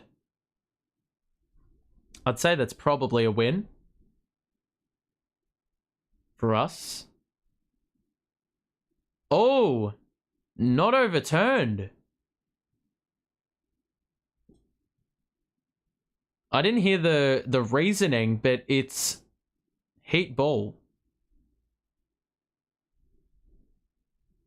Okay, yeah. Now that I've seen the vision of this angle, quickly did barge into Hero's left side. So it's going to be Heat ball. I don't know if they're in the bonus or not.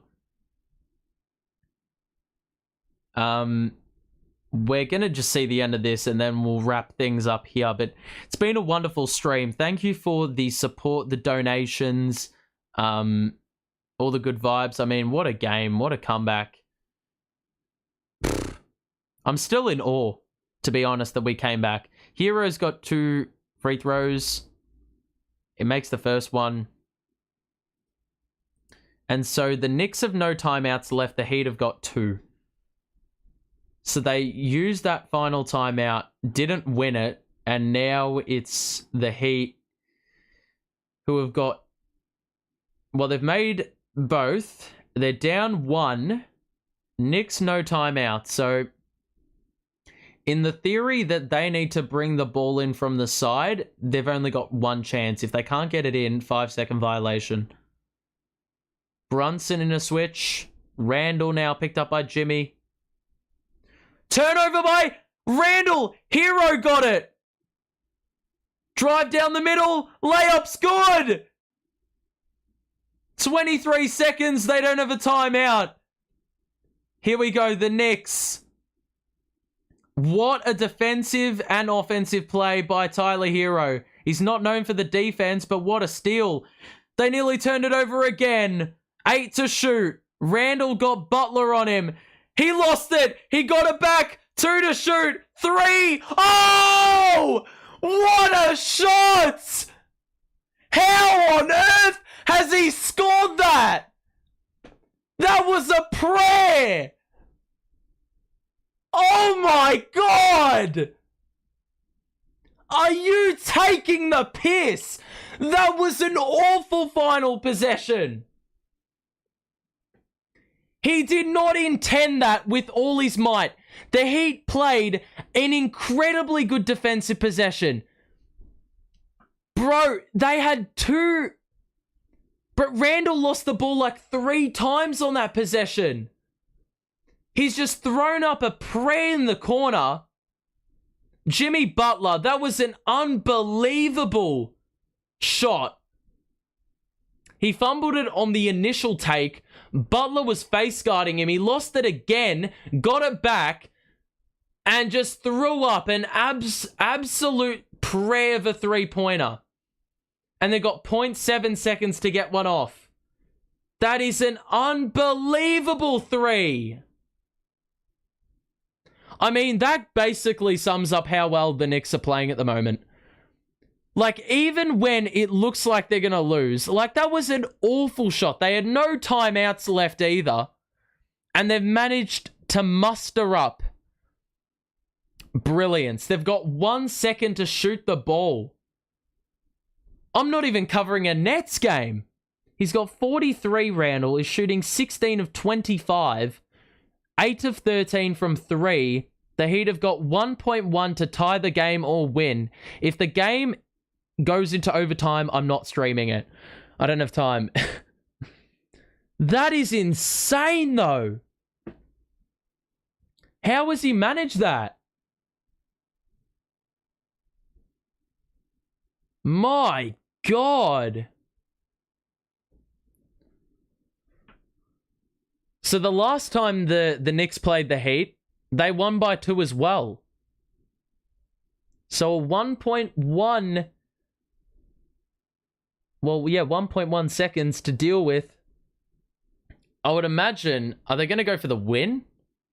They've also got another timeout if they can't get the ball in the first time, but 122, 120. Excuse me. This is insane.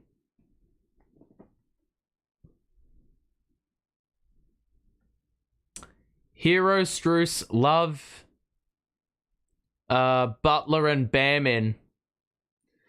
Butler and Bam would be setting screens, I would think. If Butler gets the ball to shoot a 3, I wouldn't. I think it's going to be Hero. They've got to get it in. Oh, what is he doing? Oh, that's a terrible, terrible play by Kevin Love. He's just thrown it to the opposition. They had a timeout in hand as well. Julius with the most unbelievable three-point shot I have seen this season. I'm done here, though. That's going to do it. I mean, wow. Just another game. This is just another day in the NBA. Just more bullshit. Or not bullshit. Just more weird shit happening. Crazy shit. You know, we come back by 28. Julius Randle in this game chucks up a prayer of a three-pointer and gets it to go. I mean, like, holy smokes. So that's going to do it from me. I'm done here. Thank you for tuning in. Thank you for the donations. Thank you for the chat messages. What a stream. We win after being down 28 in the second quarter.